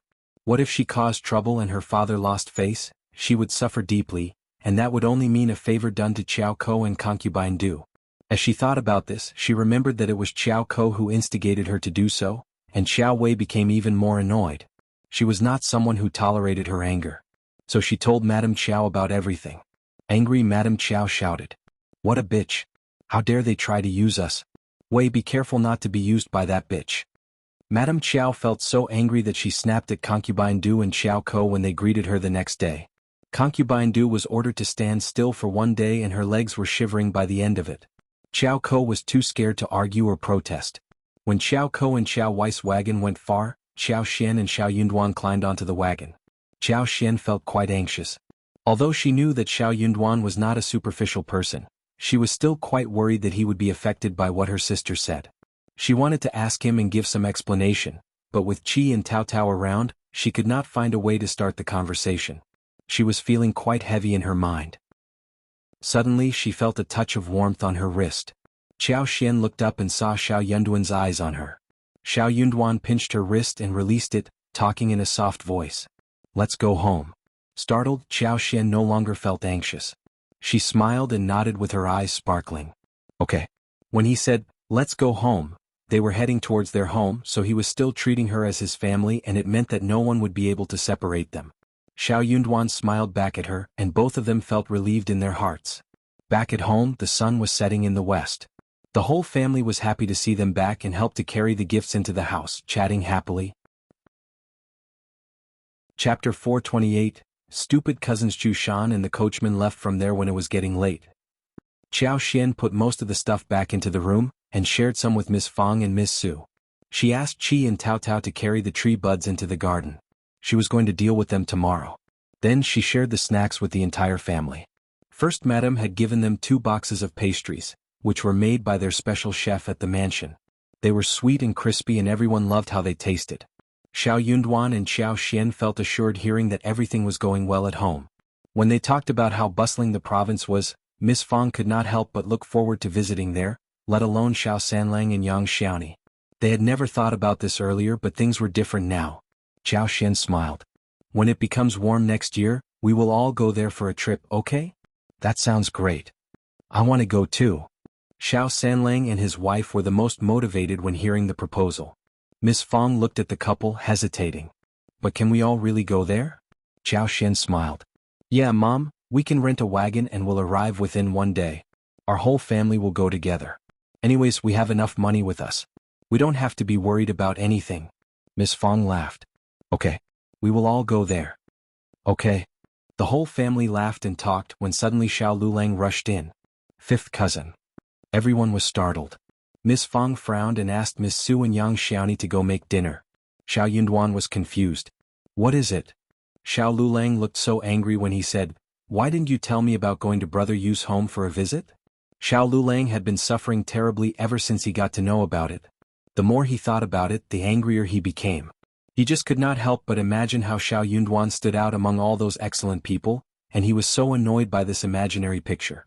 He was counting the days for Xiao Yunduan to return, and the longer he waited, the angrier he felt. Hearing that Xiao Yunduan was back, he could not wait even for a single moment to come over and accuse him. Fifth cousin, your behavior is way over the top. Brother Yu and I are good friends too.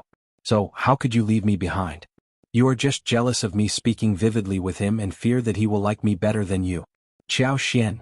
She could not help but look at Xiao Yunduan with sympathy. She and her husband were indeed a perfect match. She had annoying sisters and her husband had stupid cousins. Xiao Yunduan looked at Xiao Lulang coldly. Are you mental? You should go and find your own friends.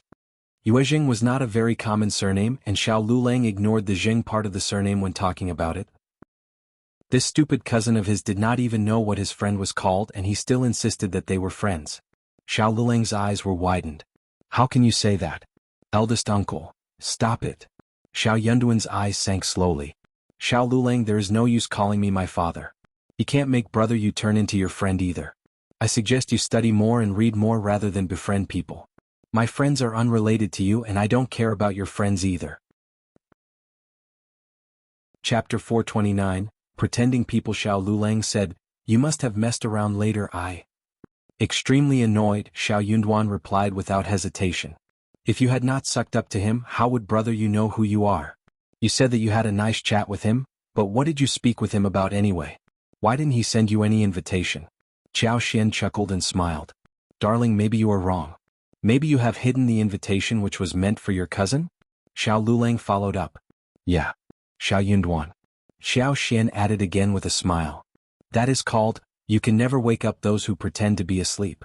For example, it is daytime, but that person would always say that it is night because he has his eyes closed. It is dark because it is night as per him. Xiao Yunduan almost burst into laughter, despite the anger he held in his mind. Xiao Lulang. What are you talking about? This is what I mean.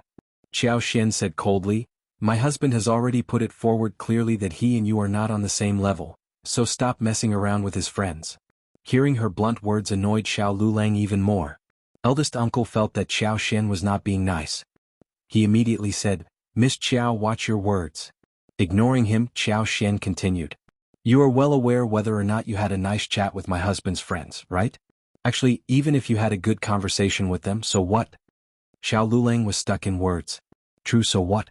He was very confused. What was he thinking about anyway? Xiao Yunduan asked him coldly. Is there anything else? Just leave if you have nothing else to say. Xiao Lulang stomped his feet, snorted and left. Eldest uncle felt so sad. Yunduan, you are studying together and you should stay close to each other. How can you? Elder uncle was very confused why Xiao Yunduan called young Master Yuezheng as young Master Yu instead when he was talking with Xiao Lulang, but he did not think that was important. He said, you can go out together and take care of each other. Dad, you are wrong. Xiao Yunduan replied straightforwardly. He is selfish and overly confident. I don't get on well with him. So please stop trying to get us together in the future. I don't want to get involved with him in any way. Let me tell you the truth, no teacher in the college has ever said that he is intelligent or good with studies. He is just lying to you all. He is very bad at homework as well. He has been punished many times for not being able to recite any articles. Dad, why do you think such a person would help me when I need it? Eldest uncle was shocked. Is that true? I did not say anything in the past because I didn't want to cause trouble. But I am not lying to you. You can ask around it, you don't deceive me. Eldest uncle felt bitterness arising inside his heart. Then why don't you give him some tips? Miss Fong became displeased. Just look at how he behaves with us. You think Yunduan's words can get through to him? Xiao Yunduan said as well, you can instruct and guide him if you want to, Dad. Eldest uncle sighed and felt grievous. But if what you say is true, that you're tuning in to the Han Li's Wuxia Chronicles YouTube channel. We're so grateful for your support and don't forget to subscribe to join us on this incredible journey through captivating stories. Your generosity through donations truly makes a world of difference, as it's the primary source of revenue that allows me to expand and enhance this channel for you. Thank you from the bottom of my heart for being a part of this adventure.